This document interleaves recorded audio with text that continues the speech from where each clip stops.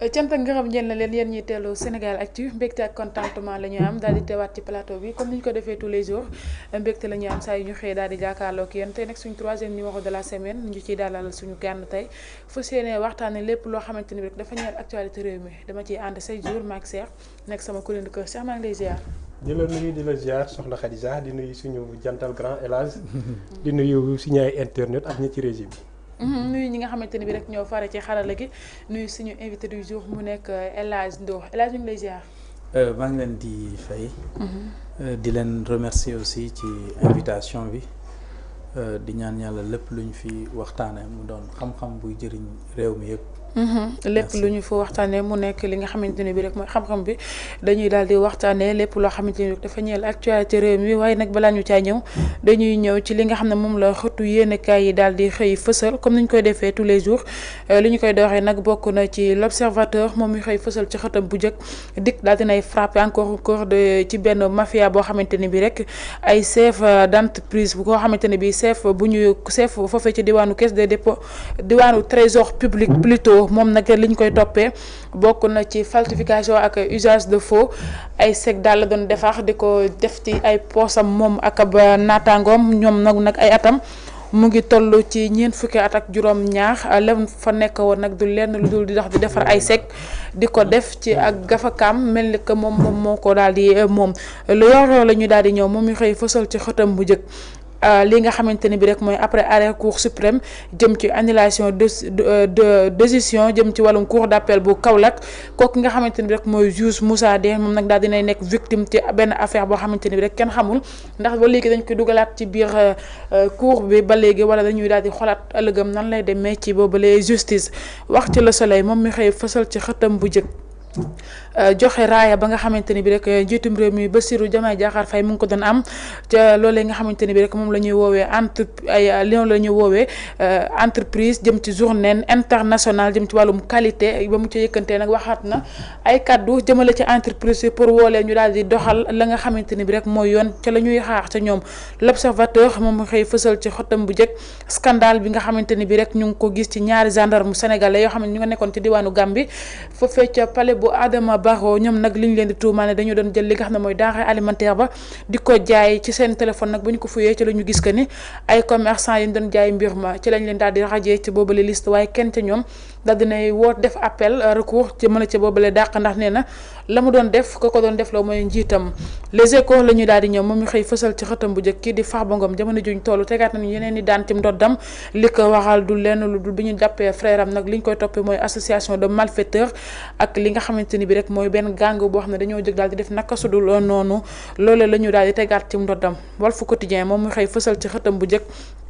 kii di Jean-Michel Sène nekk directeur général la SER moom nag daal dinay wax que ne jamono juñ toll ñu ngi en action jëm ci lépp loo xamante ni bi rek moom mooy seen wareef pour monde rural bi daal di am li nga xamante ni bi rek mooy courant mais duñu fi nekk na dañuy daal di bavardage amul googale jot Vox Populi moom mi xëy fësal ci xëtam bu njëkk li nga xamante ni bi rek moom moo ñeel trahison jëm ci mandat changement promis bi nga xamante ni bi rek dañ ko waroon juger ba léegi nag muy xëy fës muy wax ci li nga xamante ni bi rek moo jëm ci wàllum moo tombé dans les mêmes dérives yi nga xamante ni bi rek Macky moom moo ko daal di defoon ñeel wàllum amnistie bi ñu fi nemmeeku woon enquête yéen kaay la ñu daal di ñëw moom mi xëy fësal ci xëtam bu njëkk cautionnement ak li nga xam ne mooy consignation ay libération yu bëri yoo xamante ni bi rek dañoo teg ci seen ca table juge ay koppar yu takkoo takku moom la ñu nemmeeku ci li nga xamante ni bi rek moo ñeel wàllum force Covid 19 bi Le Turbine lañ koy jeexale moom mi xëy fësal ci xëtam bu njëkk kii nga xamante ni bi rek moo ñeel wàllum augmentation salaire jëm ci mbindaan yi ak la nga xamante ni bi rek moom lañ leen daal di jamono juñ toll yokk nañu li nga xamante ni bi rek mooy seen ay salaire pour ñu mën ci mën a gis seen ay bopp Cheikh. oui soxna Khadija. mbindaan yi jamono juñ toll wàllum populisme la wala wàllum manipulation jëm ci li nga xamante ni bi rek mooy yokk seen mandat salaire. jërëjëf soxna Khady nuyuwaat la lu bari nuyuwaat suñu ay internet. Khady ministre bi li mu def. baax na ci jànk yi nga xamante ne dañuy liggéey di daan seen doole. ndax salaire minimum la wax salaire minimum mooy tàmbalee. fii jëm ci kaw maanaam nit mënatul fay. lu yées 64000. loolu lu baax la parce que nag liggéey jànk dafa metti liggéey jànk dafa archaïque liggéey jànk beneen affaire la te da ngay gis ñoo xamante ne ay honnête citoyen ñoo ciy liggéey xadi ñoo xamante ne wax dëgg fa yàlla situation moo tax ñu ciy dugg mais du ñàkk jom du moo liggéey bu ding la sax nag. waaw voilà mu ngoog du ñàkk jom du ñàkk liggéeyu ndey du dara mais da ngay daan sa doole comme il te faut démb ñu gis benn maire di wax bay naan ñun ay maire lañ mais ñooy fay suñuy njàngu xale ñooy fay suñu ay nii ak nii ministre bi li mu wax buñ ko dindee du ñu arrangé nii ak nii parce que boobu bi muy wax moom. dafa arrangé wul ndax nee na moom mu ngi am plus de 80 000. ministre bi ba muy wax dane gën kaa yées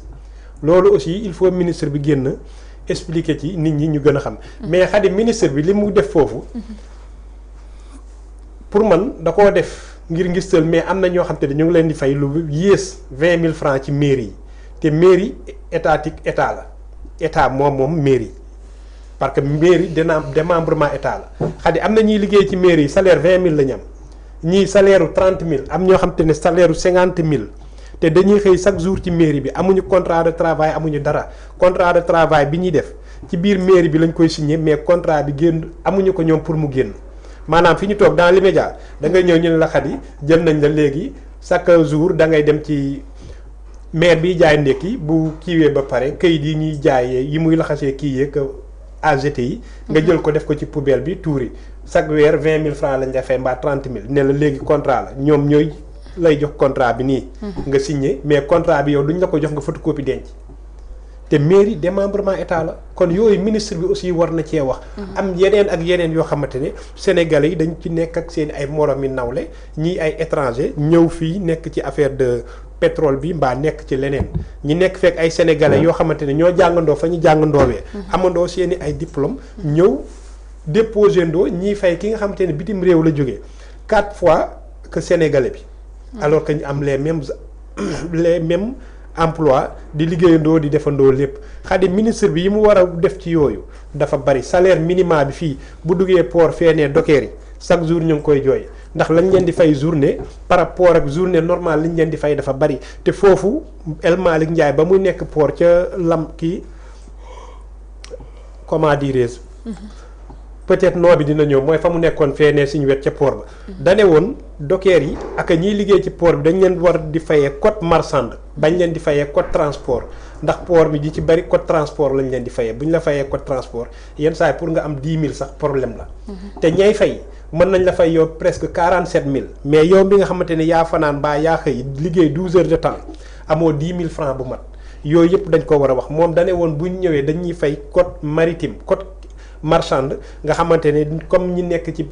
TER bi lañ leen di fay comme ñi nga xamante ne ci bateau offshore yi lañ nekk di liggéey nga xamante ne weer lu bon da ngay am 800 000 dañuy am yooyu ñëw ne dañuy régulariser wax yeneen ak yeneen comme lii mu def ci mbindaan yi déjà kii bu jéego bu rafet la ñuy wax mais aussi il faut mu yaatal ko parce que am na ñu bari ñoo xam te ne ñu ngi liggéey ci libanais di liggéey ci ñeneen ak ñeneen ñu ngi leen di exploiter di leen def leneen ak leneen ñooñu aussi il faut ñu wax ci bañ rek yem ci kii am na aussi bi mu def boo xamante ne lu jëm ci wàllu tourisme yi la mooy heure tourisme yeeg yooyu boobu bu baax la c'est à saluer mais aussi il faut mu gën ko yaatal surtout mairie yi na ci waxaat yi. D'accord El Hadj ban jàngat nga ci am. Voilà donc merci beaucoup comme ni ko Cheikh waxee xam ngeen réew à chaque fois dafa am loo xam ne ñu bari dañ koy fàtte mooy loo gis dafa am benn cëslaay malheureusement nag fii ci Sénégal souvent nit ñi du ñu jël temps sax gestu ji loolu xam nga dafa am dëkk boo gis dafa am loo xam ne souvent mooy SMIC nga xam ne c'est le salaire dañ koy fixer comme quoi ne salaire la boo xam ne dañ considérer ne képp koo xam ne yaa ngi koy engagé waroo mën a wàcc ci montant bi mais loolu nag day dépendre aussi ci secteur d'activité yi mais de manière générale dañuy wax comme par exemple fi nga xam ne foofu la war a mën a tàmbalee et loolu aussi c'est très important parce que tey réalité bi nga xam ne aussi moom moo nekk Sénégal am na tey ñoo xam ne on a un peu ce complexe ne diw de mbindaan la or peut-être niñ utilisation terme bi mais en réalité ñëpp ay mbindaan lañ mais terme bi ak niñ koy utiliser ak conditions yi peut-être c'est les conditions qui sont un peu dégradantes moo tax souvent da ngay gis nit koo xam ne bon même su fekkee loolu ngay liggéey ñeneen ñi sax dañ koy nëbb pourquoi parce que valorisation bi nga xam ne war nañ koo mën a valoriser loolu nga xam ne aussi moom mooy affaire mbindaan bi cër gi nga xam ne war nañ leen ko mën a jox considération bi nga xam ne aussi war nañ leen ko mën a jox souvent on constate que malheureusement du demee noonu et pour la xam nga déjà au niveau du su fekkee fii Sénégal tane na Sénégal je tiens à dire que tane na mais sinon il y a de ces pays de la sous-région xam nga fii dañ ne 60 000 mais foofu comme par exemple boo nekkee secrétaire mën nga am secrétaire wala nga am sax koo xam ne day liggéey ak yow bon mën nga ko attribuer benn titre responsable de tel et qui est payé à moins de 50 000 francs koo xam ne bon peut-être am na licence am wala sax mën na am maîtrise am et qui est payé à moins de 50 000 ci sous-région bi la plupart boo xoolee am na tey ñu bëri ñoo xam ne ay ñii ay Maliens lañ ñii ay Burkinabé ñii ay yeneen kii yu commencé di ñëw Sénégal parce que eux ils se disent que su fekkee Sénégal tu as la possibilité d'avoir un bon salaire Mali gi gën a jege fii xam nga salaire bi naan foofu ñaata la 10 000 francs 8 000 10 000 francs 8 000 léegi soo gisee comme ay koo xam ne comme suñ ne diw def ko tel mbindaan dañ ko fayam baax na nuñ koy def parce que day am 12 500 mais mënoo dépasser 15 000 francs dans la sous-région bi ay 15 000 francs la ñuy fayeeku mais pourquoi parce que ñoom aussi dafa am benn calcul bu ndaw boo xam ne ñoom loolu la ñuy def calcul bu ñuy def moom mooy lan on considère que su fekkee comme nit ki nga jël indi ko sa kër su xëyee nga jox ko ndekki jox ko añ jox koy reer jox ko nekk sa biir kër yooyu yëpp compte tenu de tout ça moo tax mënoo dépasser foofu ak mbindaan à 12 000 à 12 gën kaa cher 15 000 francs la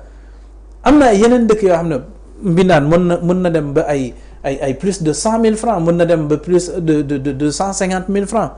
parce que ñun connotation nous avons un problème avec les noms tur yi ñu koy jox parce que pour man je me dis que xam nga koo xam ne comme moom dafa ne mbindaan mais kooku c'est pas pour rien souvent ñu leen di woowee ay aide ménagère am na ñoo xam ne comme par exemple su fekkee comme dafa nekk ci comme soit comment on l'appelle encore ñi dimbale ñi nekk ci kii bi comment on l'appelle ñi nekk ci fa dans le milieu de la construction BTP. Voilà, dans le milieu de la construction. Voilà, mais foofu am nañ ay ñoo xam ne ñun dañ leen di woowe ay meneb mais loolu main d'œuvre mais ñooñu tey c'est ay aide lañ yoo xam ne dañuy ñëw pour dimbale ki nga xam ne moom mooy le spécialiste en question mais tey am na ñu bëri ñoo xam ne ci ñoom malheureusement ñooñu tamit nuñ leen di woowee xam nga tey dafa am ci biir suñu société loo xam ne nit ñi c'est important ñu gis ko suñ ñëwoon tey di la démarcher pour kii yenn saa yi da ngay gis ne waa mais diw kan moo koy ñaan si ñu ne kooku de jëkkër ji wàcc raxasu la. waaw. là c'est des termes yoo xam ne. mooy def day minimiser nit. yenn saa yi booy joxe exemple sax da ngay dégg ku ne même su fekkee jëkkëru nangam laa am. wala jëkkëru nangam wala jëkkëru tel. loolu moo indi présentement ce complexe que nous avons ici au Sénégal tant que décomplexé wuñu titres yi ñuy jox nit ñi nit ko aussi xam ne bon nit ku nekk ak li la yàlla may. nit ku nekk ak. parce que ñëpp mënuñoo doon ay ministre tey jii fi ñu toog nii il fallait benn menuisier pour mun a am ay table il fallait tey koo xam ne day ñëw en face de votre télévision pour mun a jaay ndekki ainsi de suite mais suñ demee ba dénaturaliser certains termes loolu mooy indi le complexe d'infériorité que nous avons c'est ça qui fait que tey da ngay gis ko xam ne comme suy liggéey mais suy dem koñam suy génn day def comme Cheikh day sol costume voilà jënd ka oui mais c'est ça c'est comme ça que ça se passe. D'accord. Man nekkoon naa ak sama benn grand ñoxor que je salue de passage Mohamed Gueye mais noonu la doon def il a fait plus de 5 ans 6 ans ni ma doon a xam ne kii c'est un tailleur bëriwul parce que suy xëy costume cravate lay jël sa cartable jël ay ciseaux ak ay centimètres dugal lépp ci biir kii am donc c'est pour vous dire que tey jii dafa am loo xam ne tey comme ministre bi ni mu wax c'est très important nit ñi su fekkee comme et loolu aussi ça rentre aussi en droite ligne avec li nga xam ne aussi le gouvernement actuel pour comprendre ñoom seen ligne bi xam ne aussi vraiment c'est la revalorisation et aussi du ma ne et aussi benn kii boo xam ne dañ koy jox aussi la dignité humaine gis nga égalité boobu tant que amul dans une société loolu c'est toujours des problèmes je pense que loolu aussi c'est un bon début pour wane ne alalu Sénégal bi nga xam ne moo fi nekk même ki nga xam ne aussi ki ñuy woowee mbindaan bi moom daf cee war a gis boppam ki nga xam ne aussi beneen secteur la nekk daf cee war a gis boppam et je pense que ça quand même c'est un très bon début donc ci ñoo xam ne dañ ci dëkk boo xam ne nee nañ am nañ pétrole am nañ gaz am nañ lépp le minimum serait quand même de commencer par ñi nga xam ne aussi ñoom ñooy gën a doyadel ci milieu liggéeyukat bi en tout cas c'est une décision que personnellement je salue d'accord mu nekk décision boo xamante ni maanaam comme xam nga décision bu baax la mooy ñi nga xam ne nañ féete ci suuf ñi leen di fay ba mu baax mais beneen décision bu baax la aussi ñi nga xam te ne ñooy fay ñi ne ci suuf déjà ñu téel leen seen emploi yi nekk di perte parce que nit ñi ñu bari dañ nekk di perte seen emploi te bala ngay protéger employeur bi war nga aussi protéger l'employeur te ba pare mënoo wax loolu rek ñi dem noonu il faut nga ne leen léegi képp kuy embauché ti jàng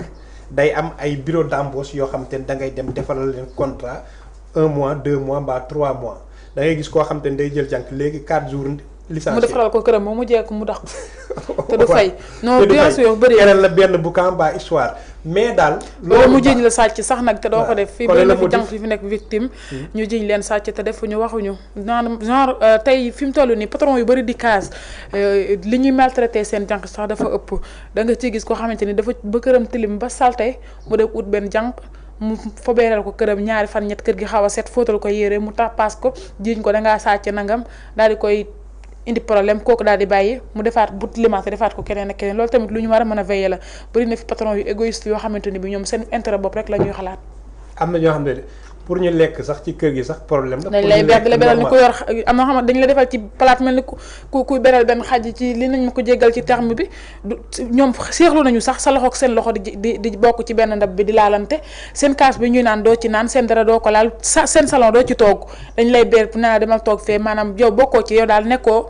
comme ça benn robot boo xamante ni dañ laa indi ci kër gi pour nga ñëw rien que pour di manier les matériels defar ba mu set teg lekk doo bokk ak ñoom wala nga lekk seenu des man du ma lekk patron desam suñ mëntu bokku ndab li léegi nag xoolal Khady léegi loolu yëpp pour mu bañ a am day baax ñu def benn bureau d'embauche xam nga am na ñu nekk fii si wet fii nii mooy boo jéggee ci Liberté 6. ba pare nag di leen di surveiller jànq ci seen kër yi ñuy liggéey ba xam ndax ñu ngi leen teg dans des bonnes conditions. mu am suivi waaw mais yooyu yëpp duñ ko def. maanaam boo parole yi dafa bari te ñun Sénégal dañu màndi ci loolu régime bu fi ñëw noonu la yu ci bari da cee raw nag ci sama gars yi nii. ñoom biñ ñëwee ba léegi boo parole yi moo gën a bari alors que acte yi maanaam étude de faisabilité bi ñun gisaguñ ko te yooyu dañ ko war di gis quoi ay beaux paroles nii rek wax yu neex bari na te boobu léegi yi ñuy wax ci wax yu neex commencé par seen livre stratégie 2050 ak yeneen page boo ubbi bu ne da nga naan allahuma amin yàlla na am allahuma amin yàlla na am tellement que li ñuy wax dafa rafet yéene bi rafet na mais léegi xam nga lu des ñu concrétiser ko aussi nit ñi gis ko parce que yéene bu rafet rek aussi nee nañ le sommet de l'enfer est borné de bonnes intentions kon li ñuy soxla aussi mooy ñuy jëmmal lool mais daal du mbindaani rek ñooy ñi nga xamante ne li ñu leen di fay bariwul mairie yi encore une fois ma wax ko naar libanais yi nga xamante ne ñu ngi liggéeyloo nit yi fii nii ak chinois yi ci yenn entreprise yi dañ leen di jël duñ leen signer des contrats en bonne et due forme di leen exploiter comme c'est pas la peine ci seen biiru réew ñi nga xamante ne ay sénégalais lañ nga dem fële ca Sabodola fi or bi nekk nga gis fay entreprise étrangère yoo xamante ne nit ñi def sénégalais sa waay yenn saa yi da ngay yaakaar nit ñi est-ce que du sénégalais yi ñoo ñëw fii étranger yi ñoom ñoo fi moom tellement que affaire bi da lay jaaxal mais daal loolu baax na mais nañ ko continuer xool ko ci yeneen secteurs yi def salaire minimum bi aussi ñi def ci communication parce que ñu bari comprendre ñu lii yaakaar nañu sax ministre bi da leen di yàqal parce que am na ay maire yu ñu wone sama mbokk séeréer yi nga xam ne dañoo am 80 000 100 000 ñooñu boo ne leen léegi salaire bi minima la ñuy wax quoi mooy shift bi 64000 la tàmbalee mënuñu laa fay lu gën a yées ñoom jàpp nañ ne fi mu ne 64000 la ñu wax ba fi mu ne ñu ngi wax kon aussi il faut mu am aussi ak comme communication bi war ngir nit ñi aussi mën ko gën a xam. nga pour man comme ni nga ko waxee pour man je me dis que. tey jii dafa am loo xam ne c'est très important gouvernement bi fi nekk. teg ko sur place gis nga sëñ bi le droit à l'information. loolu moom ñun ñëpp loolu ñëpp la mais le droit à quelle information? À une information juste, crédible, audible, compréhensible. tey jii dafa am loo xam ne comme le gouvernement. man j'aurais suggéré à ce que ñu mettre sur place comme keroog gis naa El Malick di ko def il y a beaucoup de pays léegi commencé nañ ko def des télévisions parlementaires. nga xam ne léegi su fekkee pour projet de loi nit ñi dañ koy indi expliquer ko ci langue yi yëpp su fekk expliquer ko en séeréer. expliquer ko en wolof expliquer ko. Mandeng Joola pour que séeréer bi aussi mën a comprendre exactement projet de loi bii nii lan la. léegi su fekkee comme par exemple dafa am beneen décision loolu mën nañ ko def normalement pour man je me dis que lu ñu war a def la aussi même ci code pénal code de la famille yépp ñu trouver benn moyen yoo xam ne daf ñuy permettre sénégalais yi comprendre exactement lii nii lan la boo xoolee même tey jii am na ay dérives yu bari yu ñuy ñëw même ci suñu diine li ko gën a indi mooy la plupart du temps dañuy réciter ay saar yoo xam ne xamuñu sax lu muy signifier tey jii je pense que comme ni nga ko expliqué suñ demee ba mën a jël une décision indi ko sur la table c'est très important à ce que la première chose à faire mooy nañu expliquer exactement lii naka lay demee lii lan la lii lan la lii lan la parce que aussi souvent moo tax ce que les gens oublient parfois on se perd d'interlocuteur parce que su fekkee une décision boo xam ne dafay concerner par exemple mbindaan yi loolu c'est une telle décision boo ko doon expliquer tey di ko expliquer en français loolu c'est des confusions indil ci sa biir communication traduire ko nga wax aussi loolu noonu naka lay demee ak contours yi nga xam ne aussi moom moo leen di garantir sécurité boobu ak au cas où respecté wuñu loolu qu'est-ce qu'il y a lieu de faire ce que vous venez de dire c'est d'une extrême gravité parce que su fekkee comme par exemple ça c'est l'exploitation c'est l'utilisation de l'homme par l'homme nga dem ba am sa kër nga gis ne bon peut-être mën nga def ci biir kër gi plus de deux semaines 15 jours kër gi salté nga dem tu te permets en tant que jullit wala boog bon si je dis jullit voilà en tant que nit en tant que humain yow nga mën a dem tu te permets nga jël nit ne ko léegi je vais t'engager pour 1 mois léegi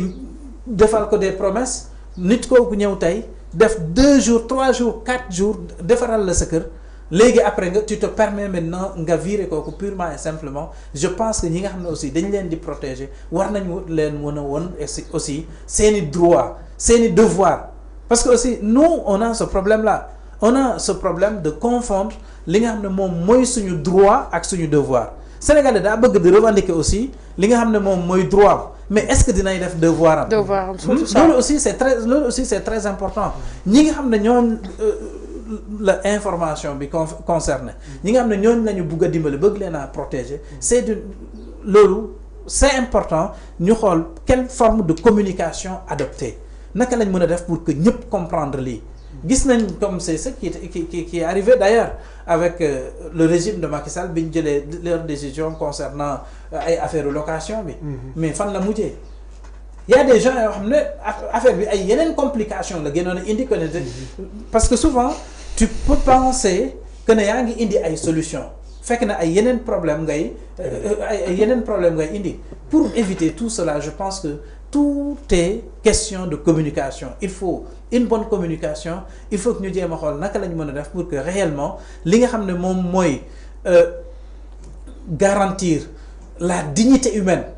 léegi ñu xool naka lañ mën a def pour que ñu mën ko instaurer et je pense que c'est une belle décision comme ni ma ko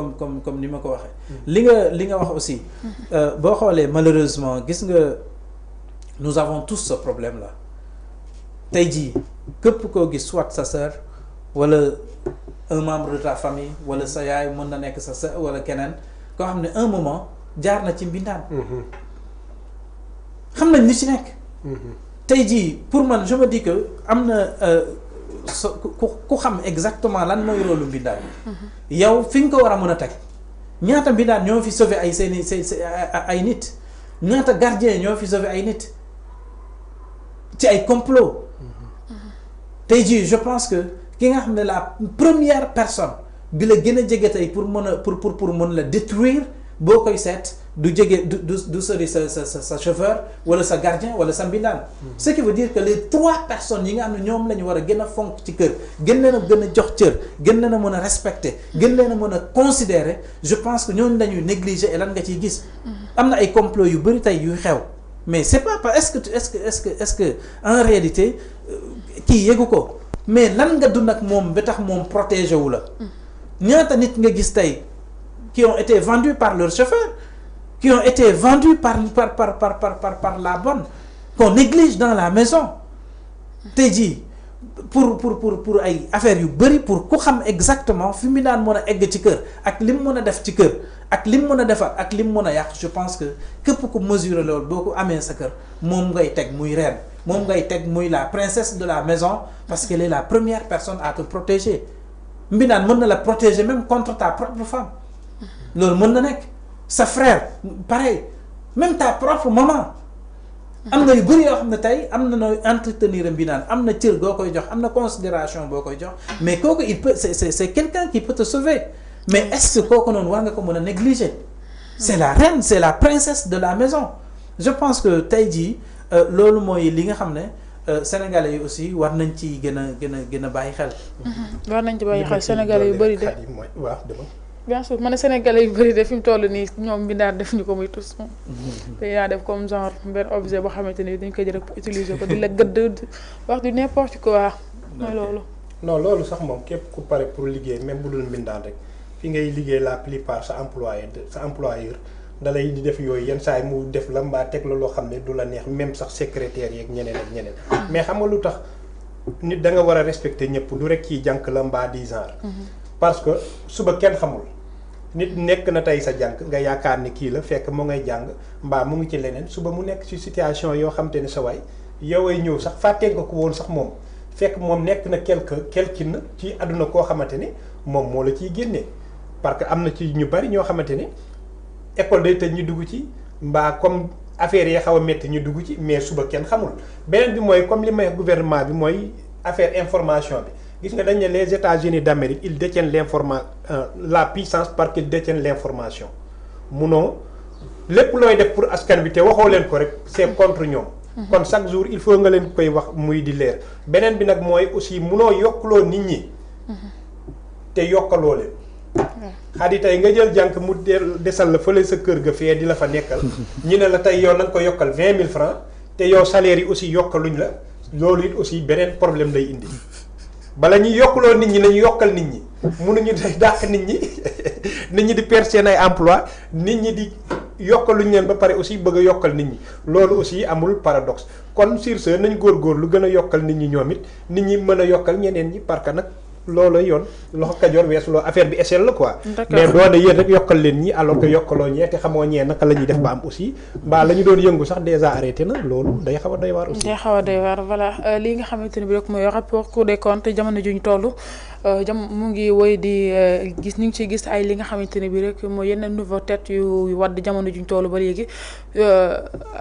alaaj gis nga ne fi mu toll nii li nga xamante ni mooy forcément Covid 19 yi ba léegi nit ñaa ngi jaar caisse de dépôt et consignation pour di fay seen ay caution pour mën a génn ñu ne déedéet waaye léegi rapport Cour des comptes bi daal di ciblé waat démb gisoon nañ ki nga xamante ne bi rek mooy frère ci ki nga xam ne mooy Farba Ngom jàpp nañ ko moom ak beneen waay di leen ji li nga xam ne mooy association de malfaiteurs benn gang maanaam moo bi ñu employé à gang boo xamante ni dañoo jàpp que ne dañuy def naka sudul noonu naka nga gisee li nga xamante ne bi rek mooy doxalinu justice rapport Cour des comptes bi jamono juñ toll ak les personnes ciblées. D'accord xam nga comme ni nga ko waxee. boo ne rapport Cour des comptes. même suñ la yónni woon. nga dem assister ji à une réunion boo ñëwee lan ngay déposer. rapport. tey jii kër gi ñu nekk borom kër gi su fekkee dafa voyager su ñëwee la première chose le lendemain boo leen toogee lan ngeen di def da ngeen koy defal quand même ay compte comme quoi que da ngeen koy rendre compte ne ko diw wala tel sponsor ñii fay nañ ñii fayuñu bi ñu fayee lii lañ ci dépensé lii lañ ci def lii lañ ci def il faut que ñu jël ko de manière très basique parce que aussi xam nga man ce que je déplore un peu moo nekk tey un Ndour boo xam ne ñëw na vous pouvez m'interroger sur beaucoup de choses mais est-ce que ça relève de mes compétences loolu mooy le problème aussi du Sénégalais mais suñ bëggee waxtaan ak Sénégalais yi dañuy indi ci ay niveau yu basique yu yomb yu terre à terre pour wane exactement de quoi il s'agit mënuñoo réew du ay caaxaan la dernière fois j'ai vu exposition bi nga xam ne le premier ministre Ousmane Sonko dem na assister ko pour man je me dis que c'est une excellente chose xam nga lan moo tax parce que au moins lii daf leen di permettre ñoom ñu comprendre qu'est-ce qui s'est passé lan moo xew est-ce que xamuñu ko parce que non si je dis lan moo xew ce qui veut dire que ñaata nit ñoo sacrifié wu pour que ñoom ñu mën a accéder au pouvoir ñaata nit ñoo ci dee qu'est-ce qui s'est passé au Sénégal lii di loo xam ne histoire la boo xam ne kenn mënatu ko effacer mais dans tout ça loolu noonu tey boo ñëwee à chaque fois man si j'étais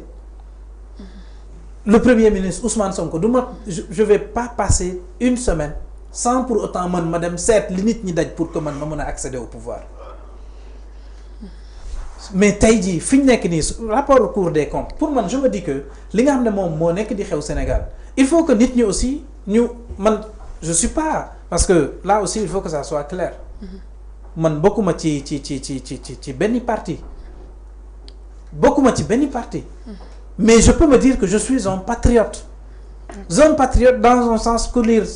le roman de Chinua Achebe Things Fall Apart daa mel ni comme par exemple tey soo amoon sa doom tudde ko yéen ñëpp su àndeek mbooloo suñ leen mayee lan la ñuy wax pour kan la ci loxo kan lañ koy teg ci sa loxo doom lañ koy teg je suis patriote allant dans ce sens donc c'est pour vous dire que xaalisu réew mi quel que soit alpha dañ ko war a mën a leeral mais le problème est que il y a une désinformation le problème est que pour man je me dis que il y a benn malhonnêteté intellectuelle et de la manipulation de l'information bi nga xam ne aussi moom moo am Sénégal parce que su fekkente ne ay nit dañ fi nekkoon ñu dénkoon leen suñu alal léegi ñooñu noonu ñu ñëw càmbar ñu gis ne kii kat war na def lii ñu woo leen ne leen ñun dañuy doog a toog kaay leen léegi nag ngeen wax ñu exactement li nga xam ne moom moo nekkoon alalu sénégalais bi nga xam ne alalu sénégalais yi ñu leen dénkoon ngeen leeral won ne exactement lii mooy lan d'accord mais dans ce cas je pense que su fekkee yow dañ laa woo ne la léegi rapport bi lii la wone c'est loolu pour personnellement je pense que c'est une excellente chose cela ne veut pas dire que parce que tey su fekkee comme dañ yoon su fekkee def la woo nii ñuy wax ni yëpp jusqu'à présent ils sont innocents d'accord ba léegi jusqu'à la preuve du contraire tant que le juge ne s'est pas prononcé considérant que ñoom dañoo c'est des innocents mais ci dossier boo xam ne jusque là où je vous parle on considère que ay innocents lañ est-ce que man Ndour je peux me permettre parce que ñaari waxkat ñoo ci nekk ku ciy wax soit dañ leen di setal wala nga leen di charger est-ce que je suis qui pour pouvoir maintenant les charger wala ma leen di décharger tout ce que je peux faire c'est de faire une observation objective et aussi lucide de la situation et aussi gis ne lii c'est comme ça que ça doit se passer léegi nag la après décision de justice su fekkee dañ ne diw yaa ko jël tu iras en prison parce que lii indi des preuves après jugement c'est dans ce cas que personnellement je serai plus à l'aise pour pouvoir m'exprimer en profondeur ci ay dossiers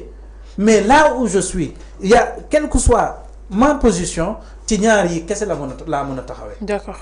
voilà ñaar yi rek nga mën a taxawee sax ban gis-gis nga ci am. waaw Khady man gis-gis bi ma ci xam am mooy man moom du ma ànd ak sàcc. du ma ànd ak sàcc rawatina li nga xam te ne lépp ko bokk ñi génnee ko demul fa mu war a dem lu dul ay nit taxaw ne ko darax seeni biir ñoom rek di rëy seeni leex di junki ñu romb la di la kii contrôle mbaa seen ay jabar ak seeni doom alors que benn mérite ëpp ñu ko lu dul amoon nañ benn proximité ak président mbaa ministre mbaa premier ministre mbaa doomu ministre ak yooyu man loolu ànduma ci. mais aussi nañ teey aussi ci rapport yi am na comme ni ko sama grand waxee rek présomption d'innocence am na ñoo xamante ne woo nañ leen xamuñu ñoo def mais aussi Khady xamuñu ñoo def man du ma jël rapport yëpp aussi def ni rek comme ni opposition bi def jël rapport yëpp rek multiplier ko par 0 sànni ko ca mbalit ne Ousmane Sonko moo ko commandité moo ko wax moo ko def donte ni moo ko wax moo ko def am na une part de vérité ci biir. am na ñoo xamante ni sa waaye avant sax régime actuel di ñëw épinglé nañ leen ci ay rapport affaire Covid bii nii mais rapport yi dafa kii woon nag yëpp ba nga xamante ne kii nañ lépp nga xamante ne leen rek a desoon mooy Macky Sall jël dossier bi jébbal ko yow. mu ne moo ci teg coñcoom. non boobu waxul loolu sax mais daal bu foofu moom teg na fa conc comprendre nga parce que. xam nga Cheikh xam nga benn affaire dafa am. xam nga l'autre jour dama doon seetaan. Amadou Ba. muy expliquer. numéro 1 wala 2. Pastef voilà. Amadou Ba. ex-ministre numéro 2. premier ministre quoi. non. ok numéro 2 waaw de Pastef. muy expliquer lan lañ mën a def avec 1 milliard. li muy expliquer ay affaire ay abri provisoire.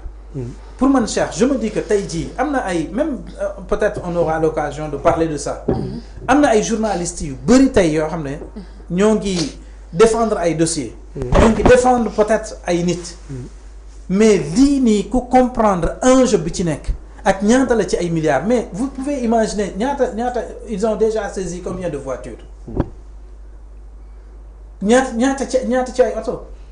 presque une centaine. léegi ñu ñëwaat aussi ci liñ jot a woo ci ay nit ñaata lañ jot a teg ci taal bi maintenant ça vaut plus de 15 milliards mais vous imaginez. est-ce que yokkuwul sax ci diggante non c'est pourquoi biñ koy mujjee def mais entre temps ñaata nit ñoo dem aussi joxewaat xaalis là c'est plus de 15 milliards mais figurez-vous 15 milliards dans un pays pauvre comme le Sénégal. non foofu nag am na lu fa procureur bi wax nee dañuy joxe c'est pas que ni joxe nañ rek dañoo def seen culpabilité ba tey ñëw. xam nga pourquoi parce que dañu cautionné. non sur ce plan xam nga caution moom jeexal na wax.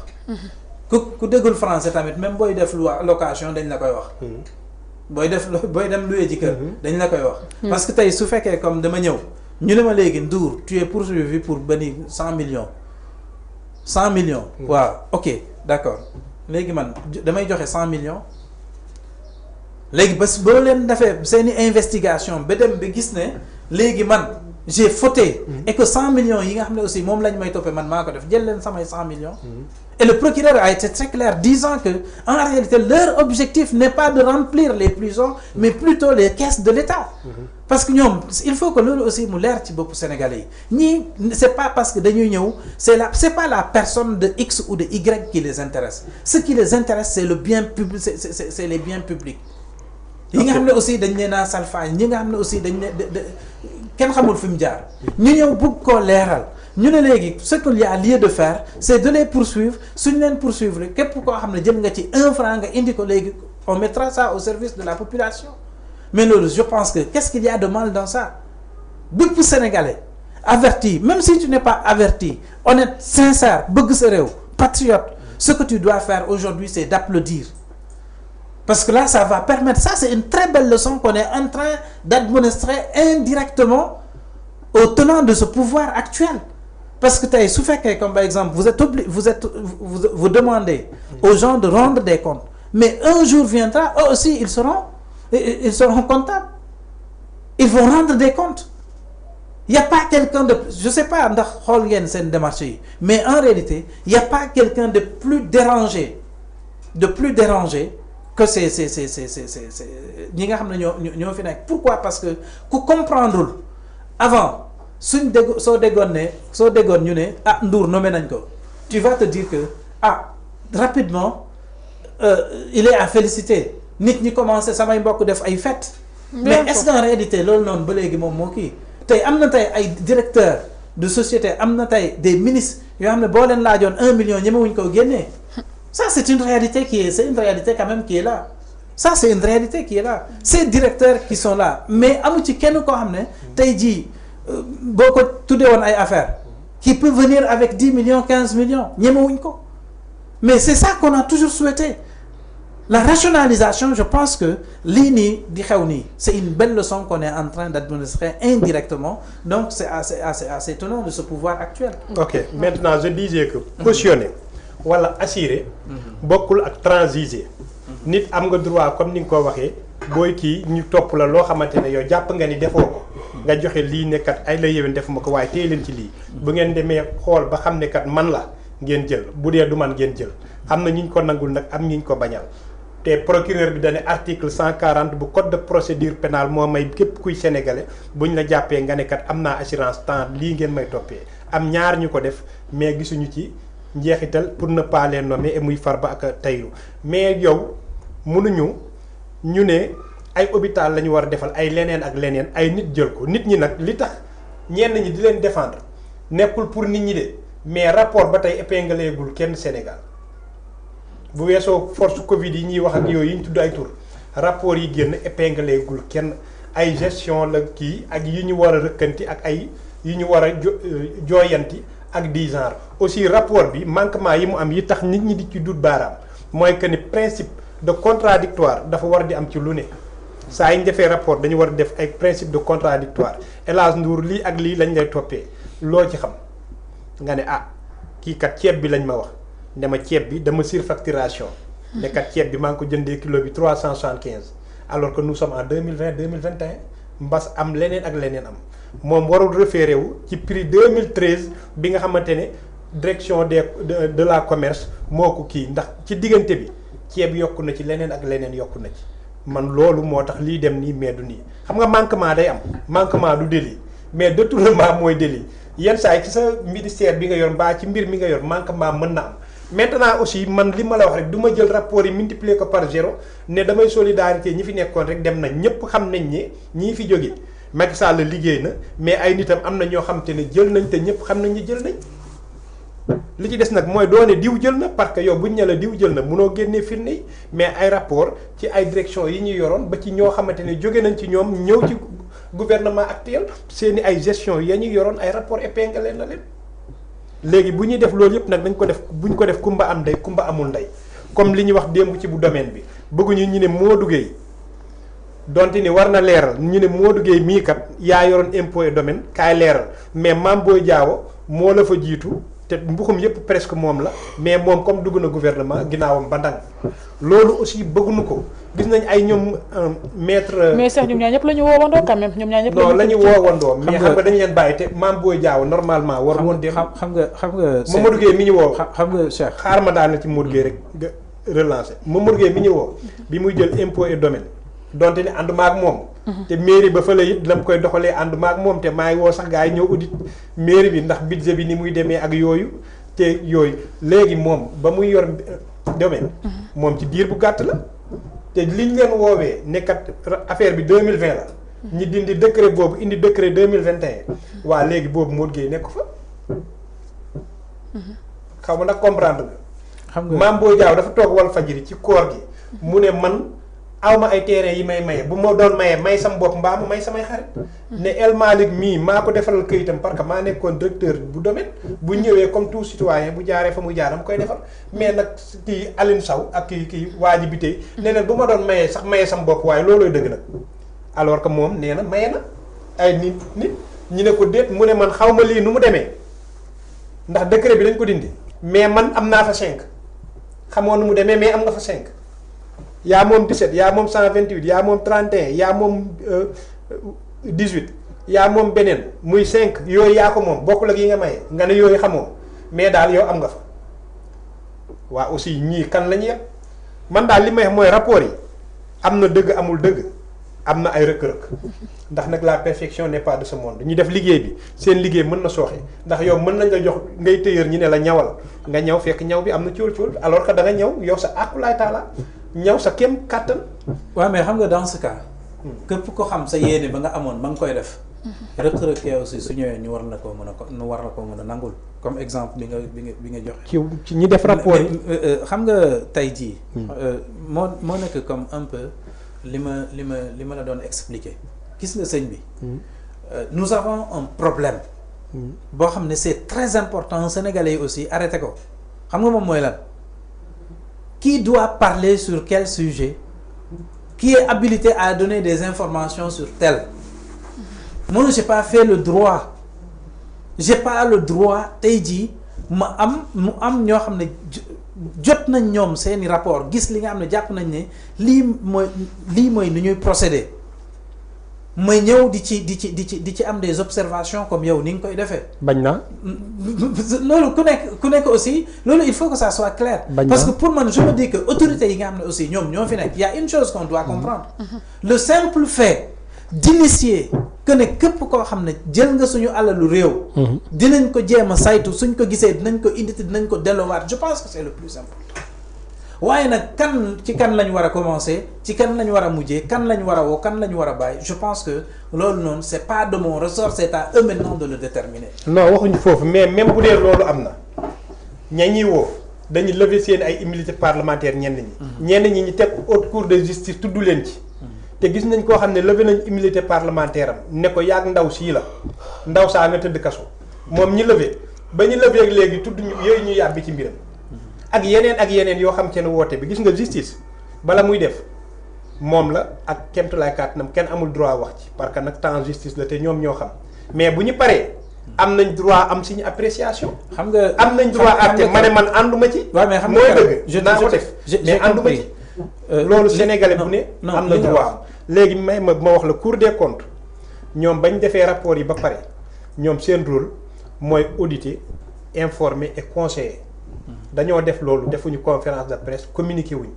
il a fallu gouvernement bi génn ñoom Cheikh Diba ñoom kii ba Ndiacky Sarré ñoom Abdourahmane Diouf ñoom Al Amin Lo ñoo génn def seen conférence de presse ba tout récemment la Mamadou Faye génn ne en tant que président jàpp naa ni waroon nañ cee communiqué ndax boo communiqué wul ku mel ni Cheikh Dia mbaa ku mel ni El Hadj Ndour mbaa Ndeye Khadija mii mooy toog déformer sa ay wax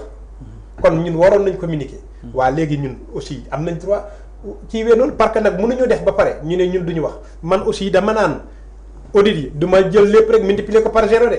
am na ñu bari la ñuy wax ci audit yi ñoo ko def léegi ña war a jàpp nañ leen jàpp parce que état ñii dañuy yor santé ñii yor éducation ñii yor économie ñii yor pêche ñii yor agriculture ñii yor jànkalaar la muy 1000 pat. il faut 1000 pat yëpp dem ngir yëf yi mën a avancer léegi ña war a def loolu nañ def loolu. xam nga mais mënuñu di lever ay immunité parlementaire ñi naan ñi ay. au conseil kii kay haute cour de justice ak yeneen te dara demagul. léegi pour rebondir un peu ci li ñu doon waxtaane tout de suite ci bi ngay lire revue des titres yi. concernant le cas de Farba Ngom lan lañ ci wax. dañoo yokkaat charge yi. très bien et pourtant tout récemment bi procureur yi bi procureur yi génnee def conférence de presse qu'est-ce qu'on s'était dit. Il y a même un journaliste qui a posé cette question au procureur comme quoi que mais léegi lan moo tax donc ñoom Farba Ngom ñoom Tahirou Sarr ñoom ñu joxe aussi ay caution te bàyyiwuñ leen ñu ne léegi c'est à eux de voir exactement kan lañ ko war a jox ak kan lañ ko war a parce que ñoom dañ koy étudier xool est-ce que réellement kii nii war nañ ko mën a jox liberté provisoire se contenter de la caution et autres mais tey jii le fait li nga jot a expliquer cela veut beaucoup dire ce qui veut dire que c'est des gens qui sont mieux informés que toi et moi loolu il faut bien sûr loolu on a disconvient pas voilà loolu du wax ji de gis nga sëñ bi moo nekk comme li ma lay expliquer gis nga réew ce qu'on est en train de faire xam nga lan moo tax c'est pas bien gis nga dëkk bu ñu demee ba li nga xam ne moom mooy justice du ay caaxaan gis nga justice du ay caaxaan.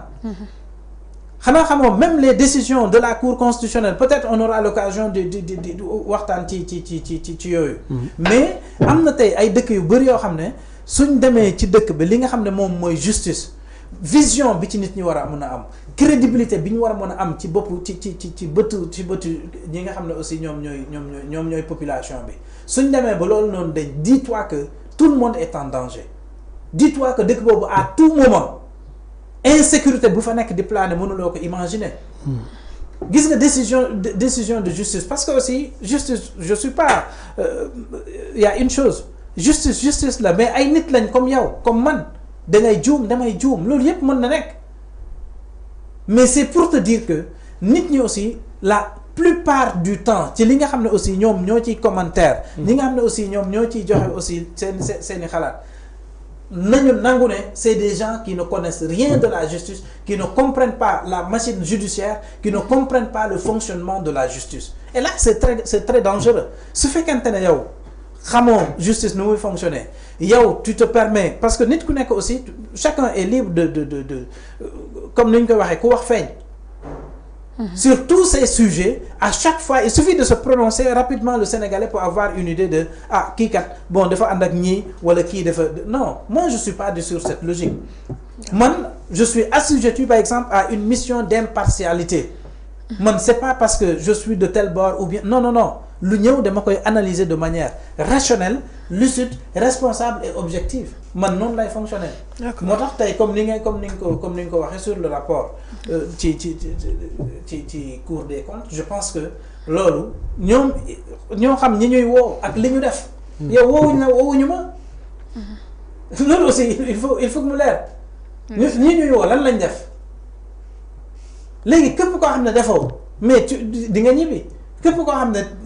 gis nañ ne kii il suffit que moom mu joxe caution bu ñu gis ndax moo def wala deful mais je pense que loolu ce n'est même pas un débat tellement c'est basique tellement c'est facile à comprendre tellement c'est élémentaire man noonu laa ko gisee ah. d'accord li nga xamante ne bi rek mooy rapport Cour des comptes bi jamono juñ toll moom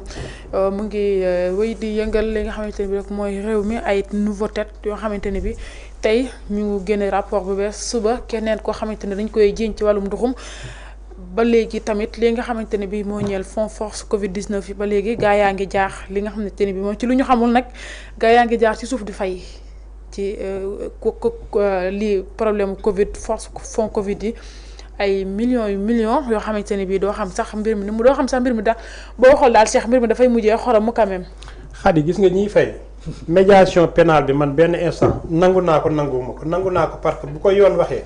li yoon wax nañ ci tënk mais aussi c'est trop facile aussi nga sàcc àllu askan wi rek ñu ne la yow lii lañ lay toppee lii lañ lay kiiwee nga delloo dem sa kër. xam nga procureur bi wax na ko nee na l'efficacité c'est de remplir les caisses de l'État et non les geôles mais daal pour man loolu aussi c'est trop facile te loolu mën na ma encourager suba Xadi man bu ñu ma tegee feenee en tant que directeur général mbaa PCA mbaa DAS. mën na ma encourager ma jël parce que dama naan xaaral sax léegi man ma jël loo xamante ni day rëy.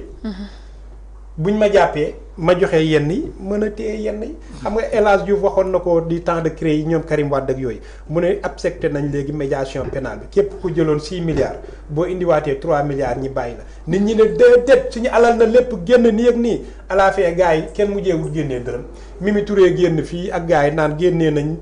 Karim joxe na ay 100 et quelques jàppagum nañ 200 et quelques milliards nii ak nii comme ni ko procureur bi waxee au finish France daal di xëddeen. même appartement ak immeuble yi ñu nangu woon ci Karim Wade ay Eden Oil yi nga xamante ne Eden Park yi nga xamante ne ñu ngi fii nii ci corniche bi boo paasee kii bi rek boo paasee Rebeuss immeuble yaa ngi foofu di jël 1 milliard 300 kii mais immeuble yi ñan ñoo ko yor léegi ay ministre ak ay anciens kii ñoo xamante ne ci régime bi la ñu bokkoon. D'accord. appartement yi bari ñoo ko jël. dañuy nangoo gauche joxe ko droite. noonu la ñuy def gis nga nii ñuy def aussi baax na de mais benn instant bu ñu ci focaliser wu à 100% ndax boo seetee ñi ñuy topp ñëpp ak li ñu wax ci xaalis ak li génnagum non bareewul parce que ministre procureur bi ba muy lim boolewu ci li ci Farba joxe ak kële caution yi. daane la 15 milliards nangooguñ leen sax seen daane 15 milliards a génnagum 92 voitures 10 titres fonciers ay gaal ak ay kii maanaam loolu bareegul ak ñaata 286 millions. Farba li mu cautionné bëri na de. non Farba li mu cautionné loolu dafa bari. parce que loolu lañ koy topp bu dee am na ko mook Tahirou Sarr parce que nag du xaalis boo xam ne nañ ko cautionné aussi. parce que mais xaalis bien matériel ak lépp lañ boole. waaw non du ay liquide ay titre foncier mbaan la ak yooyu. am na liquide quand même. non bariwul liquide. parce que bu liquide bi tegu woon bàyyi nañ leen ñu am liberté provisoire mais kii bi dane la ñu njott ni fañ jëlee affaire yi. c'est origine douteuse quoi. looloo tax génn guñ mais daal Khady suñu xaalis man sàcc duma ko protéger de. ndax da ngay sàcc mbaa da ngay jël ànd ak sa ay mbokk takk sa ay jongama di toccamee ka def yeneen ñun fekkee wuñ kon man Cheikh du ma toog di protéger kenn naan sàccoo mbaa jëloo. fii ku fi jël na nga ko gokki réew mi dañu manqué xaalis amuñu lu ñuy defee jalis amuñu leneen. non li lay won nekk ni. la ñu def rek yow ñii xam nga Cheikh dugg ci commentaire yi Khady gis nga ñii di wax waxu Mali. yow tey jii bu ñu jëloon xaalis bi rek yóbbu ko ca Mali feenee defaral leen ci seen kii bi. consulat bi duñu mën a am ñaata appareil lañ ci mën a jënd yoo xam te ne mën na defar ay passeport pour diaspora bi ak les immigrés. ñaata la mën a defaral ñoo xamante ne ñu ngi tey Torino mbaa Milan war a am ay passeport ak yooyu chaque jour ñu ne la seen ay rendez-vous mbaa mënuñu am. leneen ak leneen li mu mën a def benn nit jël ko. te ba pare li ma ci metti mooy xaalis bi doo ko lekk en plus tey bu ñu demoon réew lay mujjee ñooñu ñooy jël lépp. tey bu ñu demoon ba nga xamante ne bii nga xamante ne ay chef d'entreprise di am fitu di falsifier ay chèque di falsifier ay documents ngir mën koo jël di def ci seen i poste nga xam ne réew mi yàqu woon na càcc gi daal dañ ko banaliser woon de trop tamit ñu dénk la nga am accès tax ngay tibb rek di sol ci sa gafaka. ñu wit ñeneen ñi moom ñu toog moom nekk na loo xamante ne bii lu doy waar la daani daal warta yem ci fay dong dafay yomb. non dafa na sévère na sévère xam nga Cheikh gis nga sànq dafa am loo xam ne Cheikh daf ko laal. pour man je me dis que sëñ bi boo génnee bi gis yenn conditions yi xale yi di jànge ci école yi. nga dugg ci hôpitaux yi gis manque d'infrastructure sanitaire yi nga xam ne aussi moom moo fi nekk sëñ bi pour man je me dis que soo toogee tey ñu ne la ah am na ñoo xam ne. dañ leen di woo ne serait-ce benn 1 million de francs CFA buñ ko xeeb léegi danga imaginer sous peu de temps léegi la nawet bi ñëw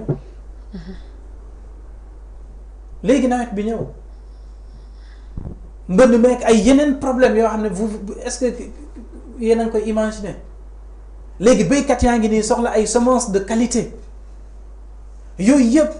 benn groupuscule d'individus yoo xam ne ñoom dañoo ñëw sëñ bi ñu dënk leen ñu leen léegi doxal leen parce que askan wi yéen lañ wóolu ñu dem ba gis na nag dafa am ay malversation yi ci nekk mais très sincèrement lii nii waroon na nekk loo xam ne même mais boo xoolee li xew ci réew mi non mais mon frère là tu te diras que non sincèrement c'est des gens à ne pas protéger. C'est des gens et loolu aussi fii la yem il y a de ces xam nga il y a de ces pays le détournement public est-ce que xam nga ne c'est un crime xalaatuloo ko def parce que su fekkente ne yow dañ laa jël yóbbu la ci suñuy école jàngal la jàngal la nga am suñ formé la. en plus salaire bi ngay defal la salaire léegi yow nga commencé di liggéey et tu te permets suñu xaalisu réew nga tu te permets nga jël ko. c'est des gens yoo xam ne non seulement su fekkee yow tu es diplômé boo génnee pour man je me dis que dañ la comme si ñoom sàcc lañ leen di jàngal ci école yi liste électorale moom ba administration war koo ci liggéey non waratuloo ci liggéey liste électorale waratuloo ci liggéey am na yenn poste yoo xam ne même non parce que yow déjà un moment de l'histoire confié nañ la mais quand on t'a confié qu'est-ce que tu as fait dangaa lekk xaalis bi détourné ko def ci lu la neex kon donc tey on peut plus te faire confiance loolu mooy dëgg sëñ bi qu'on se dise la vérité lii nii li ñu war a mën a def non seulement su fekk képp koo xam ne dañ gis ne yow yaa ko def ñu teg la ay daan yoo xam ne parce que c'est le plus important nekkul comme par exemple nga ñëw joxe nga sàcc ñu woo la léegi finalement nga ñëw joxe 100 millions. ñu gis ne 100 millions yi yow yaa ko jëloon léegi ñu bàyyi la nga dem. yomb na mais su fekkee dañ la bàyyi nga dem mais demain après demain quelqu'un d'autre va reprendre la même chose. Pourquoi? Parce que li nga xam ne moom la ñuy def c'est très simple. yow def nga loo xam ne du yoon mais quelle est la punition? oui surtout ça nag. pour man je me dis que on est en train de dire woo nañ diw joxe ne bàyyi nañ ko mu ñibbi mais c'est trop facile. travaux forcés la dernière fois gis naa benn. la dernière fois gis naa léegi finalement suñ demee ba mu ne finalement yow. dafa yomb quand même toppee yow yaa ko def. waruñoo jël directement bàyyi la mais quelle est la punition bi nga xam ne moom lañ la war a jox. qui servira maintenant de leçon aux autres. man je suis en train de voir dans le futur. ban leçon lañ mën a servir les autres parce que poste bi nga occupé woon démb am na ku ko occupé tey. bien sûr te bu gisee mu yomb ci yow su gisee mu yomb ci yow. mais qu'est-ce qui va se dire day sàcc. qu'est-ce qui nous dit que tu n'avais pas pris 200 millions léegi ñun ñu gis 100 millions léegi yow tu es obligé. yi amul traçabilité yi nga xam ne amul traçabilité kenn mënu ko tracé. mais ñi lañu sàcc moo bëri pour te dire maanaam. tey jii bu li nga xamante ni mooy man li tax may wax travaux forcés gis nga laa def dama gis fii Burkina Faso xale yi nga xam ne dañuy yéeg ci moto yi di def du n'importe quoi xam nga lañ leen def ci benn espace boo xam ne dafa déserte lañ leen pour ñu def travaux forcés di ñu bay foofu defar ko pour war fa mën a bay dafa mbayum dër loolu bu ñu ko defoon gis nga milliardaires yi sàcc alalu askan bi toog bu ñu demee ba xam ne ñoom ñoo sàcc dañ ko sàcc bu ñu nangoo ba pare nañ leen bu travaux forcés ñuy bay di dundal sénégalais yi. xadi fii Sénégal sàcc bëy mbaa xar dañ ko criminaliser. bien sûr. nit day sàcc fii bëy mbaa sàcc xar njur quoi njur. dañ ko criminaliser. léegi yow ki ñu criminaliser lu bon day def 10 ans léegi yow ki nga xamante ne li mu sàcc mën na jënd 50 millions bëy nga ne ko léegi yow dellool après lii. ñuy jàpp fi ay ponkal ci ay blanchiment d'argent jàpp leen ci ay trafic de non maanaam Sénégal daal mooy loolu. xam nga sëñ bi c'est ce que j'appelle le paradoxe sénégalais xam nga li nga expliqué nii. paradoxe mënul ko wees parce que su fekkee kii nii sàcc xar dañ ko bàyyi yow nga sàcc ay comme duñ ne nga sàcc parce que ba léegi ci logique boobu lañ kii mais suñ demee nag ba am confirmation ne yow sàccoon nga lu war a mën a jënd téeméeri gëttu bay.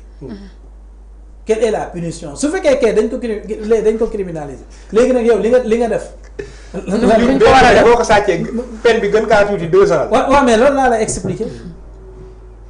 xam nga fii dafa bëri paradoxe yoo xam ne. il faut que ñu xoolaat ko paradoxe yi nekk fii. non yow ñu ne la milliard xam nga ne woon nañ Idriss Seck affaire kii chantier Thiès bi ñu ne 44 milliards yi ñu koy toppee ñu ne Idriss Seck milliard boo tegee par 10 000 da ngay jógee Dakar ba Thiès maanaam 115 kilomètres. benn milliard. maanaam man Cheikh masalan léegi may liggéey chaque weer may am 1 million 500 du ma ciy dépense. 2 millions 500 la. pendant 50 ans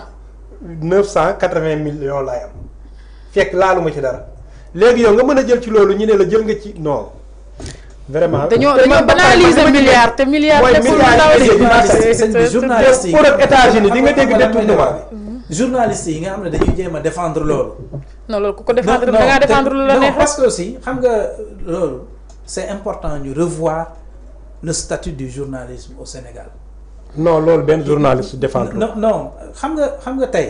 il y a toujours ce qu'on appelle la théorie de la main invisible. loolu ñëpp. non ñiy wax ñëpp xam nga lu ñuy wax. xam nga rapport yi lañ dut baaraam ni ñu ko defee. oui xam nga. parce que même le président de la cour des comptes waxal na ko boppam nee la c'est la première fois rapport yi am. parce que bu njëkk ñoom ñoo doon jóg ñoo doon def seen ay audit def principe de contradiction mais il s'avère que bii nii gouvernement bee def jox leen ne leen auditer leen jox ñu kiiwal leen jox leen la preuve looloo tax pratiquement amul yenn signature yi parce que engagé wuñ ci à 100%. xam nga li tax ma wax xam nga lan moo tax ma wax la ko. xam nga tey jii il y a de ces journalistes tu les entends parler tu comprends nettement que ne ñii nii am nañu rapprochement avec telle personne wax nga leen ko woo ci affaire bi. parce que tellement l'information est Pape Alé Niang am na rapport ak Tahirou Sarr parce que jox na ko ci ay oto. bon nee na jëndal na ko ci ay matériel pour télévision ak yooyu. jox na ko ci 4x4 yu bari. loolu man maa ngi koy doog a dégg. waaw. c'est la première fois bu la neexee. mais c'est pour vous dire que su fekkee comme par exemple tey fii nii ñu nekk nii le journaliste journaliste yi nga xam ne dañuy défendre yooyu te et pourtant au même moment ñoom ñuy gis ne on est en train de tout faire pour assainir ce milieu. léegi tey jii mon frère. 15 milliards supposons 10 milliards suñ ko joxoon. presse bi nga xam ne presse bi ñu trouvé ne ñoom ñoo nekk en règle ñu jox leen 10 milliards ne leen séddoo leen ko. mais en termes d'équipement dinañ am ay équipement dinañ am ay possibilités pour mën a envoyer seeni journalistes ñu dem defi seeni couverture de manière très responsable ñibi dina leen permettre ñoom en tant que responsable de médias dootuñu am problème location dootuñu am problème matériel mettre dans de très bonnes conditions seeni journalistes lii mooy le problème mais c'est au Sénégal que tu vois des gens yoo xam ne yow tu défends juste parce qu'il y a ceci il y a cela néew na tey ay journalistes yoo xam ne yow même maison de presse yi nii maison yi ñun ñëpp xamante nañ ay sénégalais lañ média bu ma la wax ne la tel média kaay ma invité la tel média xam nga ña fa nekk ak kan lañ àndal ak ki ñu àndalul bëri na fi bopp bëri na fi tey ay média wala ay chroniqueur ay journalistes il suffit que ñoom ñu invité la même yow booy dem di nga xam ne ah kii kat fii la far fii la far fii la far fii la far bien sûr média boo fi gis am na benn coloration boo xam ne sénégalais yi moom lañ ko jox revue de presse yi nii ngay gis nii pareil même ba ci revue de presse yi nii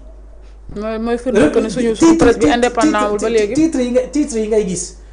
yi ngay gis am na ay médias yoo xam ne suñ titre yi nga xam fañ fa am na néew na ci ay médias yoo xam ne tey jii mën nga ko wax sénégalais ñu ne ah ñooñu moom sincèrement de manière objective kenn xamul ban coloration lañ am mais je pense que tey jii lii nii nga xam ne ñoom moom lañ nekk di xeex mais c'est important nit ñi aussi revenir sur ça ñuy joxe les bonnes informations recadrer l'information am na tey ay am na nooy manipuler information mën nañ sax yaakaar ne bon peut-être dafa am parparloo ci affaire justice bi am na information ni nga koy tronquer et là peut-être on aura l'occasion waxtaan ci affaire médias yi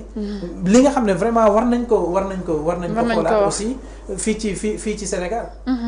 yi ci Sénégal wax ci la nga xamante ne bi rek moo ñeel ñaari policier yéen ñu jàpp ca diwaanu Gambie di leen toppee li nga xamante ne bi rek mooy jël mbirum denrée alimentaire ba di ko jaayaat c'est police Sénégal bi foofu gendarmerie bi Xadim man nee naa du ma protéger sàcc bu ñu xoolee ba gis ni ñoom la daan ya war nañ leen ko daan jamono jikko dañ surtout ay kit yi ñàkk fayda yoo xamante ni xam nga kit mooy lan mooy ration comme suñu paa yi ñu doon wax ration demal jëli ration ca boutique ba mbanda lañ ko comprendre nga dem kit bi day am ceeb am diwlin am benn tomate linguère am quelques épices jeex na yooyu vraiment bu nit wàccee boppam ci koo xam ne yaa ngi jege président nekk bokk ci protocole bi nga wàccee sa bopp bay dugg ci yooyu pour man yooyu nañ la daan ya war bu ñu xoolee nag laa wax ba mu avéré parce que am na ci ñoom ku dugal recours ndax nee na la mu doon def supérieur am moo ko doon defloo te sa supérieur bu lay defloo benn instant it munoo bañ man daal sàcc li ma la wax rek muy fii muy bitim réew ku mu mën di doon duñ ko gi te ba pare yow sàcc yi Afrique nga koy dégg yow ay détournement yi di nga ko dégg France di nga ko dégg États-Unis di nga ko dégg ay Allemagne ak yenn yi mbaa Asie ay Japon ak Chine doo dégg yooyu Afrique rek ngay dégg doomu président ñu ngi koy topp nangami milliards doomu président Guinée ba boo demee nga dugg ci kër benn protection fekk ci ay valise xaalis nii ñu ne la Amadou Sall nii nga dem Afrique fii noonu aussi vraiment Afrique du gaaw a développé ban jàngat nga am doy na waar man sàcc du ma ànd ak moom xam nga gendarmerie bi gis nga loolu xam nga c'est dommage moo nekk comme li may wax gis nga tey jii fii nii ma nekk nii di def di wax ak yow su ma defee mën nañ ne ah c'est un certain Ndour moom moo def lii mais demal France wala nga dem États-Unis nga def fa benn affaire duñ tudd sa tur xam nga lan la ñuy wax sénégalais te loolu aussi je pense que c'est important képp ku génn dugal loolu ci sa bopp surtout ça gis nga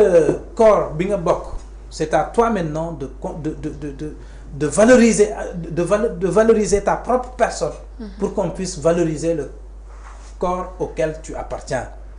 parce que tey suñ demee ba gis ñu ne am na policier bu def nangam mais ba léegi waxoo turam mais policier nga wax pourtant donc yóbbaale na entité bi yëpp c'est ça qui est grave moo tax nit lépp lay mën di def la première chose à faire d'abord mooy man may kan ba war a def lan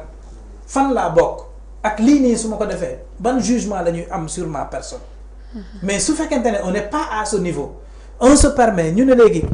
am na policier bu def lii wala am na sénégalais bu def lii wala tel même souvent je voyage mais am na ay dëkk yu bëri yoo xam ne man su ma fa nekkee je me vois pas comme un El Hadj Ndour non je me vois comme un ambassadeur. Je me dis ban comportement ban jikko ak lan naa war a mën a imposer ñii nga xam ne nekk xamuñu Sénégal mosuñoo dem Sénégal pour que ñoom ëllëg suñ tasee ak Sénégalais ñu mën koo naw mën koo considérer mën ko respecter. Je pense que corps boo mën di bokk muy enseignant am na tey ay enseignant bi lépp lu mu def suñ koy raconter aussi nii lañ koy raconter un enseignant bon def na nangam biiral na benn boy yóbbaale nga ñaata yóbbaale nga ñaata enseignant yóbbaale nga ñaata enseignant su fekkoon comme par exemple keneen la aussi pareil tey jii am na ñu bëri ñoo xam ne boo waxee ñu ne mécaniciens yi tel am na loo seqoon ak mécanicien ak lu mu la def nga étiqueter que mécanicien yëpp tailleur yi mën nga am benn tailleur mu am foo leen jaar ba de sorte que yow léegi tu préfères su fekkee da nga am émission nga dem jaar tel ñu ne la yére bi ñaata la nga yëkkati sa xaalis jënd ñibbi benn instant loolu ngay préférer parce que da ngay dem a dem ba yow da ngay naan nii bëggatuma am ak ñoom affaire nit noonu ngay fonctionner pour man je me dis que nit ku nekk da am responsable mu am tey jii am na lu bëri loo xam ne moo ngi nii di xew wala ay corps yoo xam ne nit ñi dañ leen a saltel mais il y a toujours des gens valeureux ay nit ñu naw seen bopp ay nit ñu respecté seen bopp ay nit ñoo xam ne kenn mënu leen a dégg ci ay affaire caaxaan je pense que loolu mooy li nga xam ne vraiment képp koo xam ne yow yaa ngi ci loolu nga war a jiital tenue bi nga sol boo ko solatee nekkatoo yow Cheikh Dia non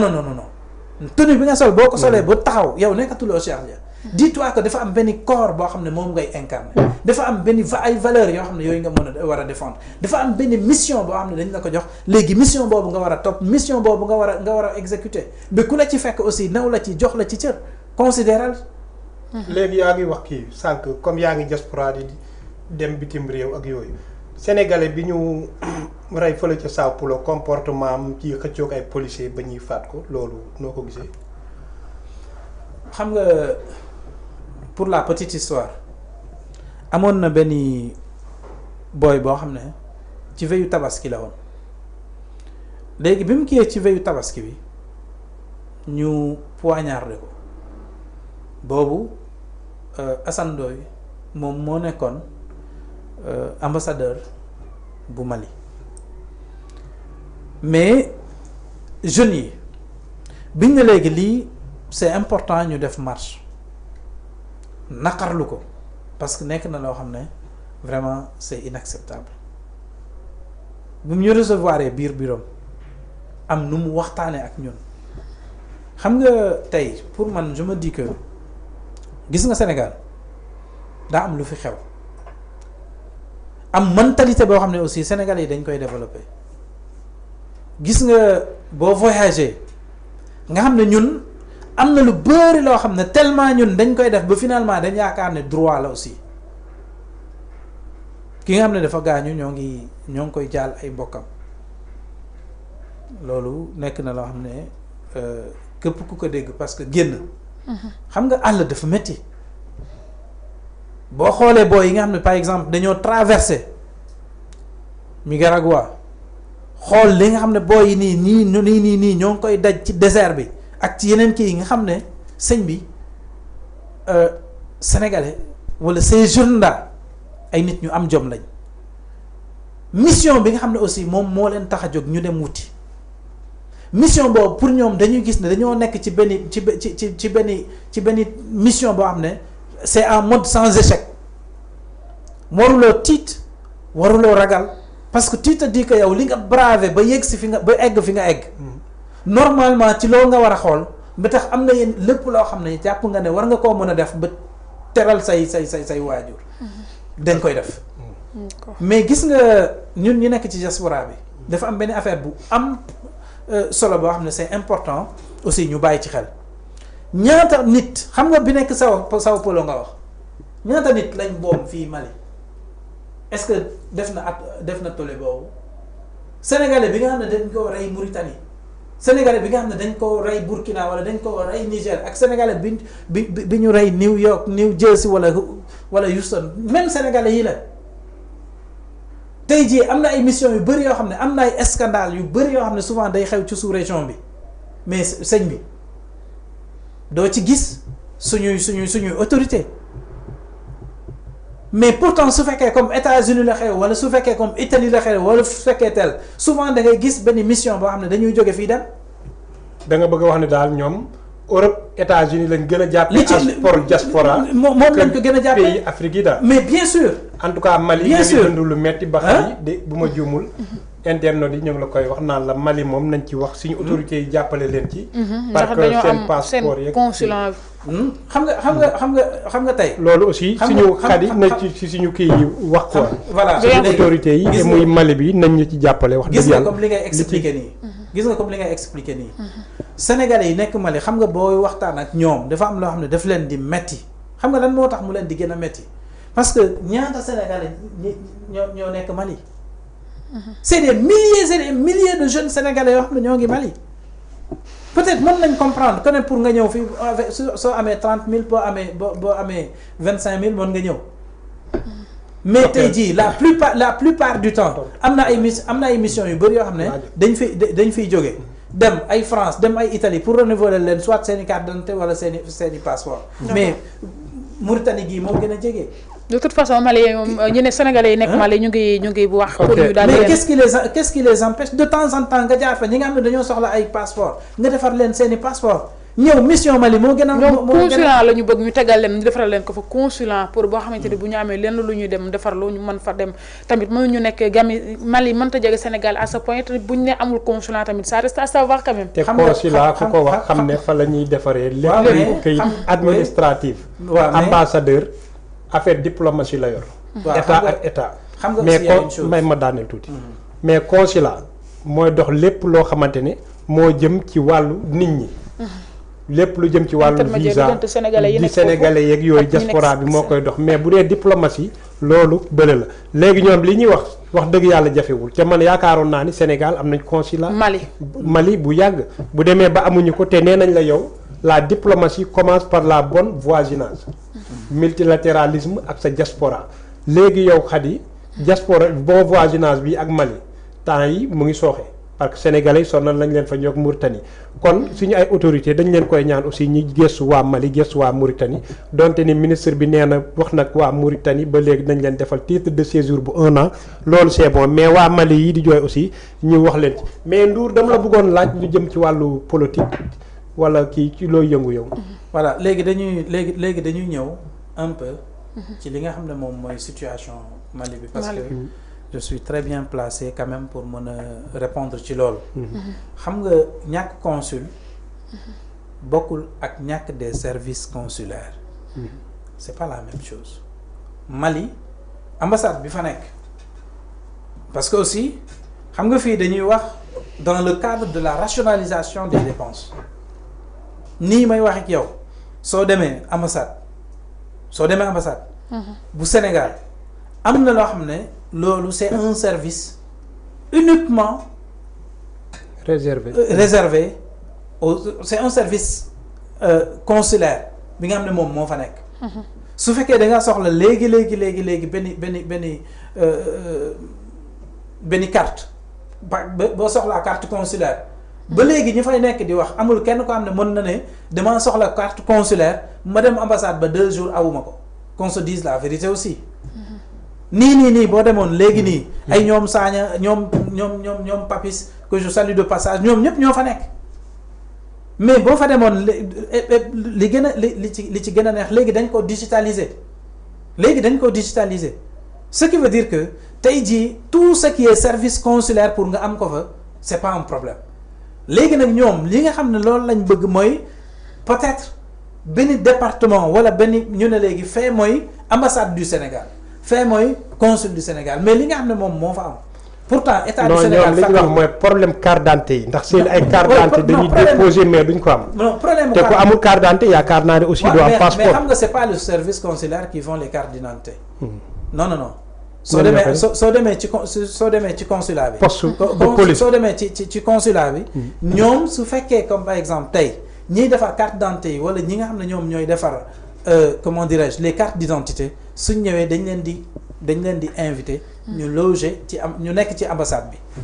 ñu informer la population ne leen képp koo xam ne yaa ngi France wala képp koo xam ne yaa ngi Italie léegi ñi ngi defar carte d'identité yi wala ñiy defar passeport yi ñëw nañ kaay leen ngeen renouveler wala ngeen kii seen carte généralement c'est comme ça que ça se passe mais c'est pas parce que ñoom ña fa nekk ñoom ñoo koy def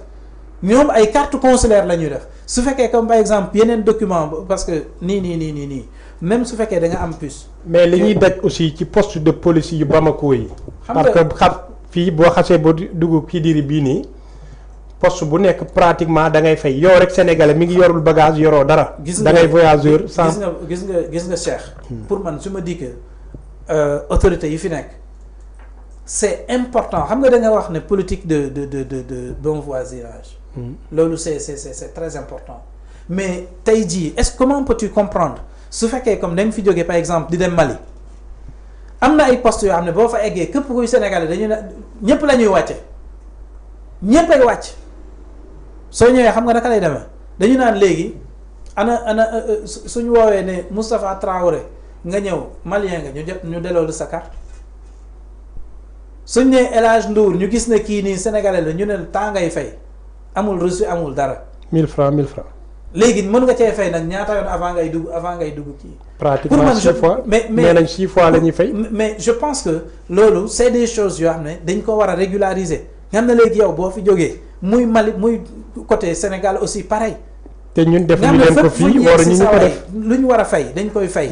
lu malien war a fay état du Sénégal. parce que ñu nekk Mali corridor Dakar Bamako la. waaw libre circulation CEDEAO ak UEMOA yëpp ñu bokk. xam nga dañ ne mënuñu ñoom bu ñu duggee fii.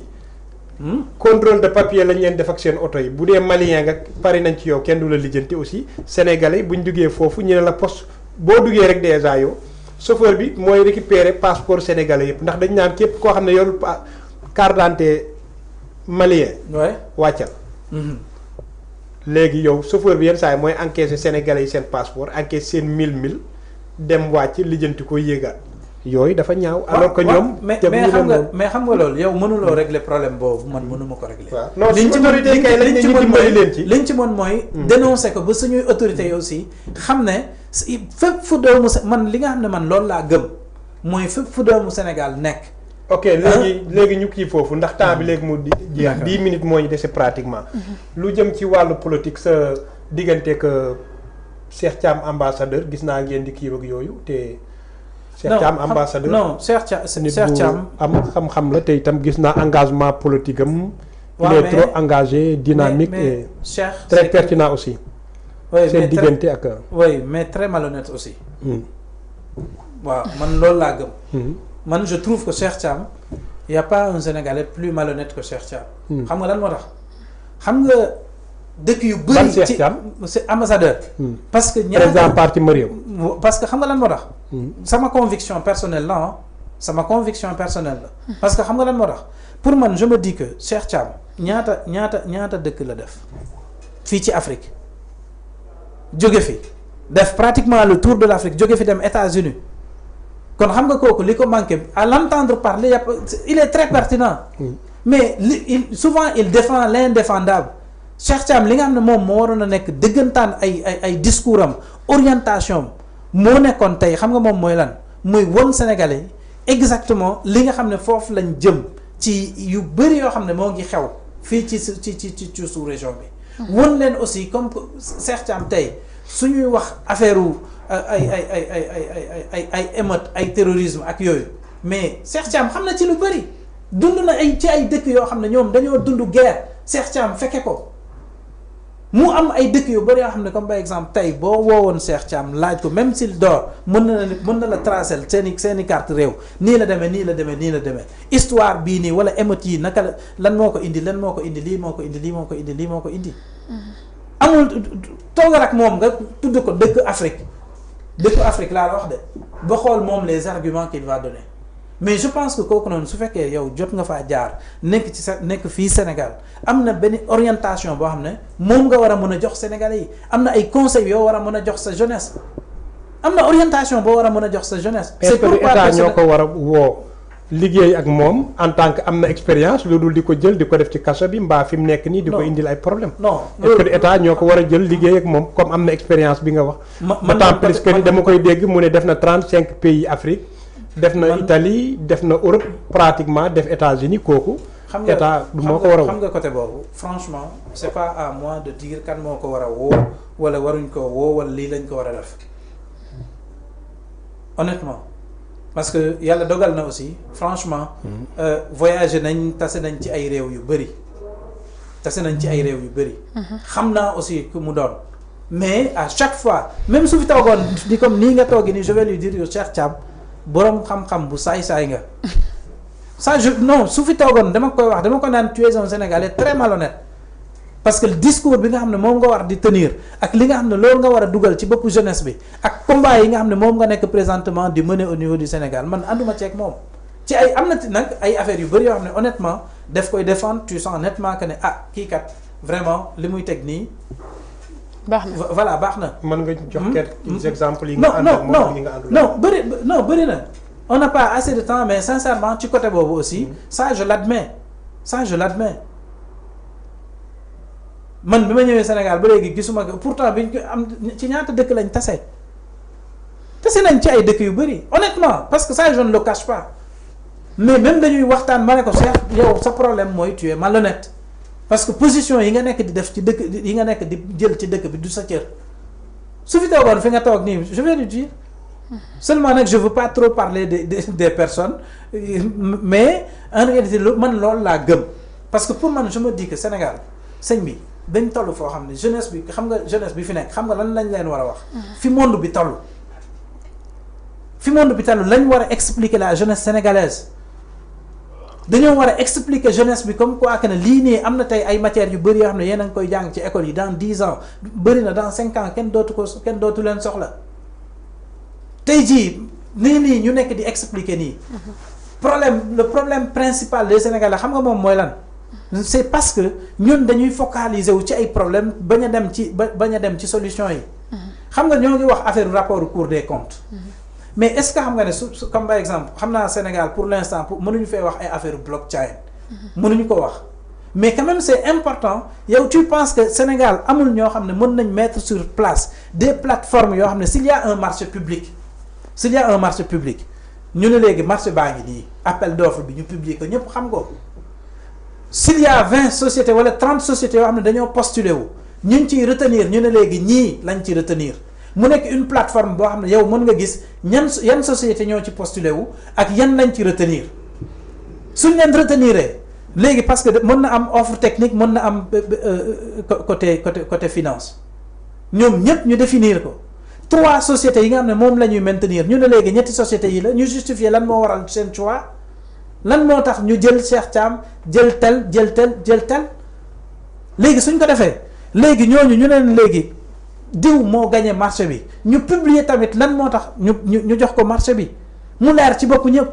su fekkee dafa laaj ci avance bis bu jotee avance ñu gis ne kii nii jot na avance mu leer ci bopp ñëpp fan la jënd ay kii su fekkee comme par exemple tali la ñu gis ne tali bii nii war a jógee Dakar dem Tamba société bii moo ko gagné lan moo tax mu gagné ko yan compétence technique la am mu leer ci bopp ñëpp sur les 30 yi nga xam ne ñoom ñoo jotoon a postulé wu société bii nii moom moo ci am les compétences financièrement su fekkee comme nañ ne bii su fekkee dafa ne 50 milliards bii ne 45 milliards léegi ñu jël bi nga xam ne moom mooy bu 45 milliards en appel d'offre souvent mooy li ñuy naan moins 10 ans léegi suñ ko defee loolu daf ñuy permettre ñëpp xam ne lii la ñu mën a justifier lan moo tax ñu mën a jël Cheikh Dia jox ko un marché public de tel Cheikh Dia su commencé exécution ñu defal la avance de 15 milliards mu leer ñëpp ne jot nga 15 milliards sur les 15 milliards tu peux faire combien de kilomètres de route nga ne léegi sur les 15 milliards dinaa ci mën a am par exemple 6 wala 7 wala 7 kilomètres léegi en même temps mu am benn agence boo xam ne daf lay suivre régulièrement ñu gis ne c'est un projet de 12 mois léegi yow jox nañ la avance déjà tu as les 50% du truc affaire bi 50 kilomètres la est-ce que jot ngaa def 25 kilomètres est-ce que suñ ko doon def noonu tey nga yaakaar rapport Cour des comptes yeeg yenn détails yi nii est-ce que dina lépp day leer ci bopp ñëpp du ñu xaar ba ñu exécuter ba lépp ba affaire bi dégénéré ñu doog a ñëw ne léegi woo nañ leen diw tel ça allait trouver que les Sénégalais xam nañ li xew bu yàgg su fekkee dafa am ñu war a alerter ñu alerter pour man je me dis que foofu la monde bi toll et c'est des gens yoo xam ne aussi tey voyagé nañ xam nañ li xew ci biir réew mi xam nañ li xew ci dëkk bi xam nañ li xew bitim réew tamit. ok là c'est des choses yoo xam ne aussi c'est important nit ñi bàyyi ci xel. organe de presse. organe de presse yi nga xamante ne. ñu ngi leen di tëj fi mu toll dernière question parce que waxtu bi jot nañu. yëpp di côté bu ne ñi leen di kii ak yooyu ba nee na suba le premier bu ñu bari bu ñu émettre ci ñoom loolu itam noo ko jàngatee. ni ma ci ko jàngatee pour man honnêtement je me dis que gis nga Cheikh bi gis nga Sénégal li gën a graaw mooy de on défend l'indéfendable. ci ban fànn. xam nga ci ban fànn tey jii am na ay journalistes xam nga balaa ñu ci sori yéen ay journalistes ngeen léegi da ngeen may permettre tuuti ñu ñëw ci li nga xam ne moom mooy rôle journaliste man li ma fi gis du ñëpp du ñëpp mais man li ma fi gis c'est de l'activisme ci li ci ëpp li ma ci gis c'est du militantisme ci li ci ëpp et c'est pas normal. Pourquoi? Parce que si tu te dis journaliste dafa am loo xam ne daa am loo xam ne loolu mooy am na code de déontologie des journalistes. léegi ci biir code bi léegi dañ ciy jël ay quelques points du doon points yëpp mais dañ ciy jël ay quelques points suñ paree ñu déterminer nag léegi au Sénégal ñan ñoo fiy def journalisme ak ñi nga xam ne defuñu journalisme te loolu noonu dañ koy basé ci texte international tel que déclaration de Munich de 1971 bi parce que aussi xam nga su fekkee et la déclaration des principes de la Fédération internationale des journalistes xam nga dafa am premièrement li nga xam ne mooy les principes fondamentaux du journalisme principe bi ci njëkk xam nga moom mooy lan la recherche de la vérité et l'exactitude noonu lay demee pourquoi parce que yow dañ ne yow en tant que journaliste dafa am loo xam ne yow waruloo ko def mais léegi da ngay gis koo xam ne benn affaire da ngay jël sa téléphone woote wala man si je veux que tu parles d'un sujet da ngay ñëw ma wala ne la waa mais kii tel nii la soo demee ci plateau bi ni ma la ko waxee noonu nga koy relater te nee nañ ku wet am dëgg qu'est-ce qui te dit que ce que je t'ai raconté est-ce que dëgg la am du dëgg pourquoi tu n'as pas cherché à confronter les deux camps wala pourquoi tu n'as pas cherché à approfondir la réflexion jusqu'à ce que yow nga xam exactement est-ce que journaliste bii nii li muy wax dëgg la am du dëgg tey jii fii nii ñu nekk nii on sait fan la ñuy informé woo fan nañu informé pratiquement sur TikTok mais vous imaginez dans un pays qui s'informe sur TikTok ou à la recherche de vues léegi su fekkee si on est dans cette logique de recherche de vues mais attention c'est la population va voir flou ça amène la cécité intellectuelle xam nga déjà boo ñëwee aussi sur l'indépendance et l'intégrité ñu ne il refuse toute pression politique économique ou idéologique et ne peut accepter davantage susceptible d'influencer son travail mais tey jii am na ñaata journaliste ngay wax directement nga tu t'assois avec eux nga bëgg a souligner yenn kii mais ils vont te dire non wala ils font exprès même de ne pas toucher certaines personnes parce que dañuy gis ne ñii nii suñuy protéger lañ soo demee ba yow sa maison de presse si c'est financé par exemple par un politicien est-ce que tu peux te permettre micro bii su fekkoon comme ki ko jënd journaliste su fekkoon ki ko jënd politicien la wala benn opérateur économique su defee ay malversation yéen ngeen invité ma bëgg koo wax dara mais Cheikh Dia du ma ci seetaan mënuma laa jëndal ay plateau financé la nga créer sa média ba pare léegi man nga invité nit mu ñëw fa di ma xas di ma saaga loolu mënul nekk. mën na nekk de pourtant. oui non mais Bougane Gueye Dany dañuy taxaw seen TV di ko yàq lu mel ni xemi.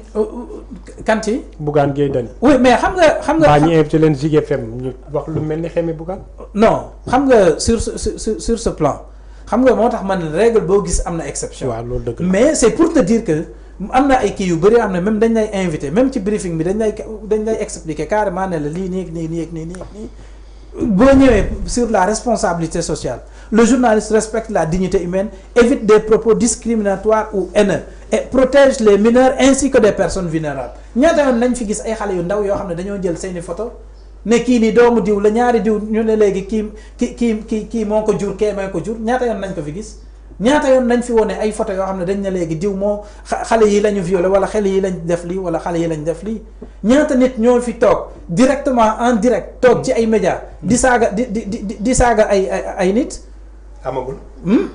souvent si. saaga oui bëri na fi. parfois il y a de ces médias yoo xam ne da ngay gis ku def benn live am ci TikTok. non TikTok ak média yaa ne oui mais si mais dañoo egg on est arrivé à un niveau oui mais non on est arrivé à un niveau où tu peux voir quelqu'un boo xam ne dafa dem TikTok jël des extraits ci benn live nit ay wax yu ñaaw juste pour avoir des vues mu dugal ko ci page am mosuloo ko gis bëri na fi. non page am ak journalisme du benn. non mais qui fait ça peut-être c'est le journaliste qui fait ça. non le journaliste il peut faire ça à dehors de. c'est studio. non mais sur le plateau du ko def. non mais xam nga comme par exemple. vous avez un site xam nga vous avez un site. vous avez un site sëñ bi gis nga liberté d'expression. xam nga moo nekk comme li ñu koy wax comme le disait l'autre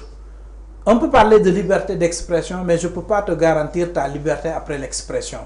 xam nga dafa am ay affaires yoo xam ne tey jii fii parlant de liberté d'expression wala affaire journalisme. li nekk di xew Sénégal saa waay qu'on se dise la vérité c'est tout sauf du journalisme ci yenn yi sinon jusqu'à présent fi ndox doon comment on le dit. fi ndox doon taa ba léegi am na ay peut-être. loolu il faut l'admettre il y a de ces journalistes très professionnels mais admettez que seen milieu bi dafa bëri ay nit ñoo xam ne vraiment dañ ci dugg te bokkuñu ci aussi léegi nag yéen ñu ne leen léegi ce qu'on va faire kaay leen ñu jéem a xool naka lañ mën a def pour régulariser loolu kaay leen ñu jéem a xool naka lañ mën a def pour encadrer loolu kaay leen ñu jéem a xool naka lañ mën a def xoolal gis nga affaire journalisme demal Rwanda après génocide bi wala nga dem Ghana bi tellement dañ ko valoriser parce qu'on sait que xam nga tey muy télé muy rajo muy lu mu mën di doon c'est des écoles à ciel ouvert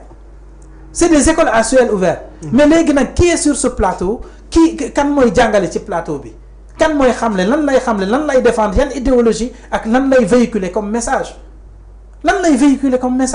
mais suñ demee bi malheureusement yow tey la personne qui est censée aller chercher des informations nit kooku noonu tey moom mooy toog information yi di ko fekk si là c'est extrêmement grave suñ demee ba le journaliste moom au lieu moom mu xëy def ay kiyam nga xam ne léegi da ngay toog yéeg fële wàcc fii et là d'ailleurs est-ce que xam nga ne loolu c'est pas normal su fekkante ne da ngaa lire benn article boo xam ne tel média moom moo ko def boo toogee ci sa média par honnêteté intellectuelle tu dois dire que ne lii nii maa ngi ko selon média nangam. mais nit ñi duñ ko def xam nga lan moo tax duñ ko def parce que boo ko defee boo buggee jëlee foofu yëpp say information finalement tu te retrouves ceux qui te suivent sauront que en réalité kii nii kon donc moom deful les investigations nécessaires pour pouvoir nous informer. On s'informe avant d'informer on se forme avant d'informer. mais su fekkante ne nag par exemple tey nit ki y a pas de formation y a pas une bonne information et que c'est cette même personne qui est censée informer la population l'information c'est l'éducation. mais qui doit éduquer ak yan ak ban kii rek je pense que loolu aussi c'est important. d'accord léegi Khady moom li mu wax yëpp ça ne justifie pas li nekk di am nii ay organes de presse yi tëj ay presse yi ñu bëgg a museler lii du ko justifier. qu'est-ce que lan mooy presse bu ñuy museler. Khady ministre bi dane nañu yokkal jànk yi ci kër yi seen salaire. waa léegi Khady yow tey yaa ngi def émission matinale amaana tey yaa ngi bàyyi kër ga ku la mën a gérer ba tax jëloo jànk mais tey jii bu doon yow da nga nekk sa kër boo xamante ne bëri na fi sama morom yoo xam ne dañu jànk ci kër ga pour léegi bu ñu ñàkkee seen liggéey voilà bu ñu ñàkkee seen liggéey nu muy demee xam nga article 10 ak 11 bu constitution te constitution bu xasee ba wax amatul moo ne ouvrir une organe de presse ne requiert aucune autorisation da ngay bind yëgal procureur ne ko maa ngi ubbi avant mu lay tontu doo xaar tontu bi da ngay ubbi mais saa yoo xëyee dee ko yónnee kii bi mook waa archive nationale ngir ñu mën a denc xam ni yëf yi demee. Khady ñoom biñ ñëwee li ñu waroon def. mooy woote assise de la presse mais dañu ñëw di bëgg a museler presse bi di jaay affaire ñu doole alors que ñoom jiwu ñu leen woon loolu waxtaan aussi wax dëgg ca la. Pastef li tax ñu accéder au pouvoir. presse da cee bokk. ñi libéraliser presse bi yëpp. démocratiser ko lu neex waaye def lu neex kii def. kàcc ci ñoom la. jot na TV ci ñoom la. yeneen ak yeneen ci ñoom la. xalaat TV ak yeneen. te ba pare dañ ko def kumba am ndey kumba amul ndey. ndax ci naka daa am presse yoo xam te ne dañ bokk ci ñoom. kenn waxul leen dara kenn tudd leen. alors que ñooñu bi ñu ubbee ak léegi yàggul yoor bi mu ubbee yàggul 313 yàggul yeneen ak yeneen yàggul Walf kañ nga gëj a dégg wax nañ ko lii ak lee kañ te ñaata lañ ko toppoon ci impôt. ak yeneen sans limite da nga dégg ñu wax leen dara léegi ñi nga xamante ne ñoom jàpp nañ ne ñooñu favorable lu ñu ak ñoom ñu ne leen lii ak lii lay demee waa léegi loolu yëpp sax même buy am nga def ko dans les règles de l'art ak transparence nga ne kat ba ma laajee 600 la 300 yii ñoo indi kayit ya war diw la ak diw ak diw ak diw nga ne diw ak diw ak diw jàlloo leen ndax lii ak lii lañ leen di toppee. d'accord parce que nit boo nekkee ci réew da ngay encadrer sa ay liggéeykat. parce que yow da nga soxla ay liggéeykat tey jii ñii nii ñëpp. xam nga cheikh bi man dafa am loo xam ne man loolu laa gëm xam nga lan laa gëm. non mën nga gëm fekk li nga gëm du looloo ñam. xam nga waaw mais loolu mooy. il faut te tromper de bonne foi. alors que fekk loolu nga gëm.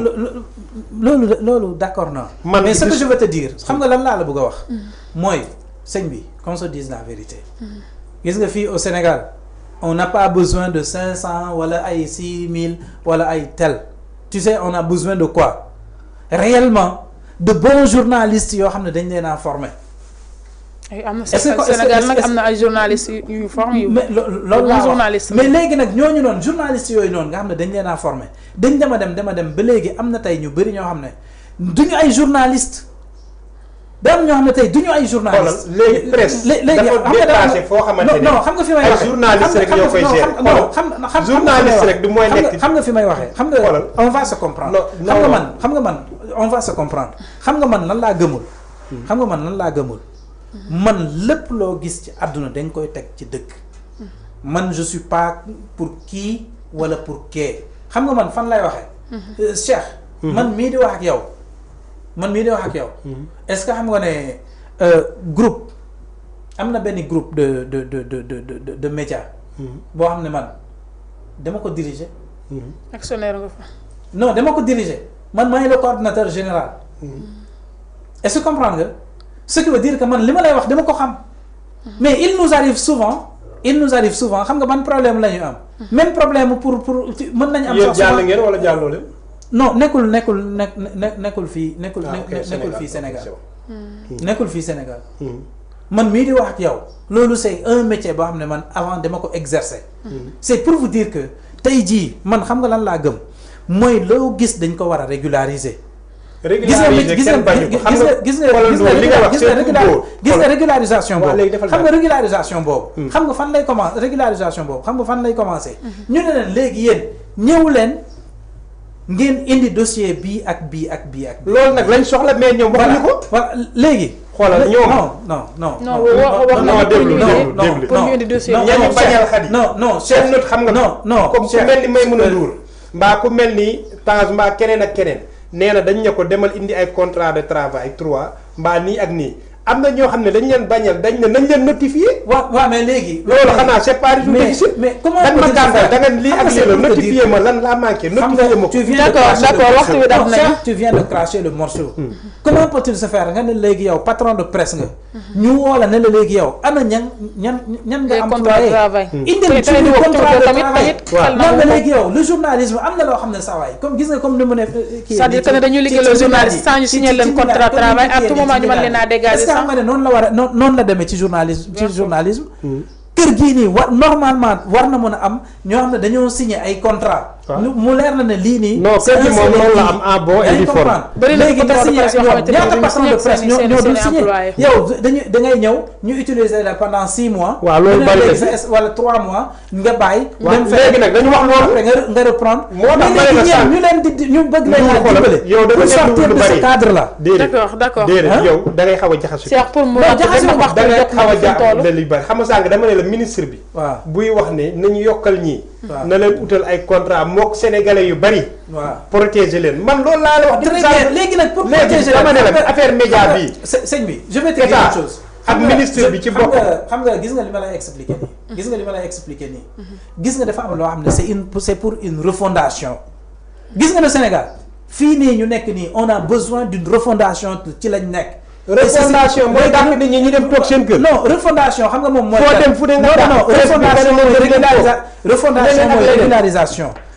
régularisation mooy la xam nga Ndour mooy Ndour. jëluñu la un exemple. parce que dañ laa rejeté lii ak lii lañ la rejeté demal utaat loolu.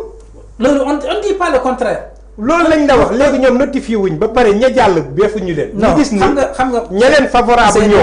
jàll nañ moo nekk li ma lay wax. c'est de la malhonnêteté. suñ toogee tey mu am ñoo xam ne dañuy taxaw. bëgg ne non ñun defuñu dara on est en règle si tu es en règle. waa léegi document yi ñu leen wax yëpp. waa léegi ma jox la ñaari exemple fournir jox ma ci ay exemple. waa léegi si loolu c'est pas malhonnêteté bi nga wax léegi Dakaractu. waaw dañ ne ko bokkoo ak Sénégo ak beneen bi Seneweb. waaw léegi ñooñu biñ ñëwaatee journaliste yi ci boppam. waaw waa correct ñoo dem seeti ministre bi ne ko da nga def erreur. waaw presse warut a jàll te ñii jàlluñu. ndax ñii ñoo gën a légal ñii. mu ne kon damaa juum mu delloo leen. may mu c'est une grandeur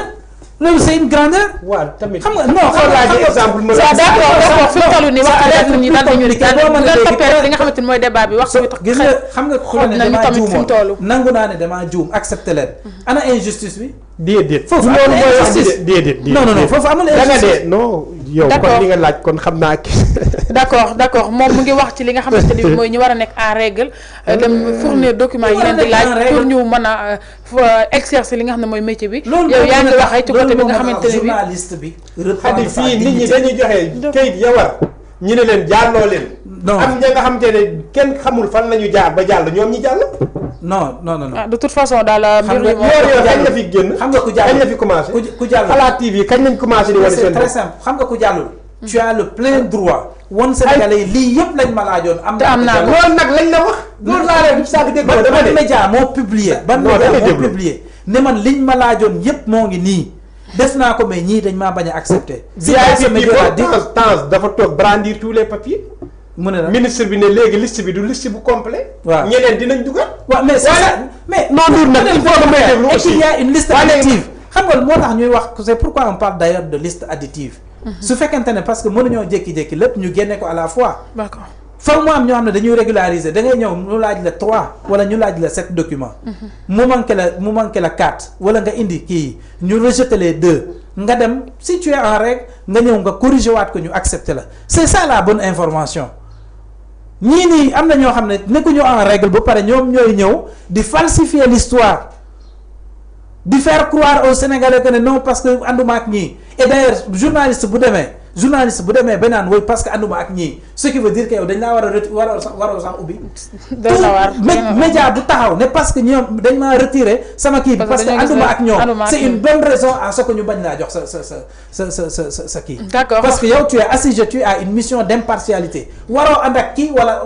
nga ànd ak kële. képp ku génn ne woy parce que ñii dañoo xam ne dama leen a contre. moo te yow nga ne patron de presse la c'est une bonne tu viens d'avouer la bonne raison qui fait que waruloo sax am pour kii qu'on se dise la vérité. d'accord benn maison de presse warul mën a adossé wu soit ci homme politique wala ci benn vision politique de qui que ce soit. xoolal. maison de Sénégal presse dañoo gis bu ne nekk ñaari camp lañ fi gis. xadi ah maison de presse bu nekk ak ligne éditoriale am. Walfadjri kenn waxu leen woon loolu. Sen TV ba mu fi nekkee avantage leen jox leen tribune am bu problème amee ñu gis ni fa la ñuy daw di ko fa waxee ñoom sëñ Saliou ñi avant ñi ber seen i mbiri bopp ñoom Ahmed Aïdara ñii ñeneen ak ñeneen ba ñu def leen maire ak yooyu kenn waxul loolu. Pastef plateau yëpp lañ leen joxoon ñiy wax lu leen neex di def lu leen neex mosuñu wax lii. waaw mais léegi Walfadjri tey kan moo ko yor. mais xadi tey jii yow su fekkente ne tey est-ce que la nga doon def fa nga jaar ba jël pouvoir boo fa toogee dañ koy bàyyi mu continuer keneen a fay jaar ba jëlee la fa qu'on se dise la vérité. loolu mooy logique. D'accord. N'oubliez pas que quoi qu'on puisse dire logique boobu yëpp loolu c'est des choses yoo xam ne aussi c'est important nit ñi bàyyi ci xel. D'accord ñu ngi lay jaajëfal bu baax a baax monsieur Ndour di la wax nga tàggatoo ak internet yi lay seetaan. Voilà donc maa ngi leen di remercier d'abord ci invitation bi. Merci. Cheikh moom yàlla dafa dogal. On est ensemble. On est ensemble. xam naa We are together. on aura l'occasion. On aura l'occasion pour ñu gën a waxtaan ci ay affaires yu bëri di remercier aussi suñu waa dëkk yëpp. Voilà di avant tout di ñaanal aussi sama waajur bu jigéen. suuf sedd ci kawam. amiin di suñu papa ji aussi. ñoom ñëpp waa Njool ñoom ñëpp maa ngi leen di nuyu. di bëgg aussi ci diaspora bi parce que ñoom aussi gis naa nuñ ñuy suivre ci suñu activités yu bëri vraiment loolu aussi nekk loo xam ne c'est toujours un plaisir di porter parfois seeni voix di wax aussi li nga xam ne loolu mooy suñu gis-gis ci Sénégal di ko wax nag aussi de manière très objective. D'accord. loolu aussi c'est important di nuyu aussi sama soxna ak ñëpp bala ngay ñibbi ñu jàpp ndox bi. waaw Maam Diarra maa ngi koy nuyu bu baax. Très bien. Cheikh ñu ngi lay jaajëfal. Merci Khady, ça a été un plaisir. Merci à tout le monde et à la prochaine inchallah. di jaajëfal internet yi nga xamante ni bi rek ñooñu doon bàyyi xel fu waaye mën a nekk di leen jox rendez-vous prochainement jërë ngeen jëf.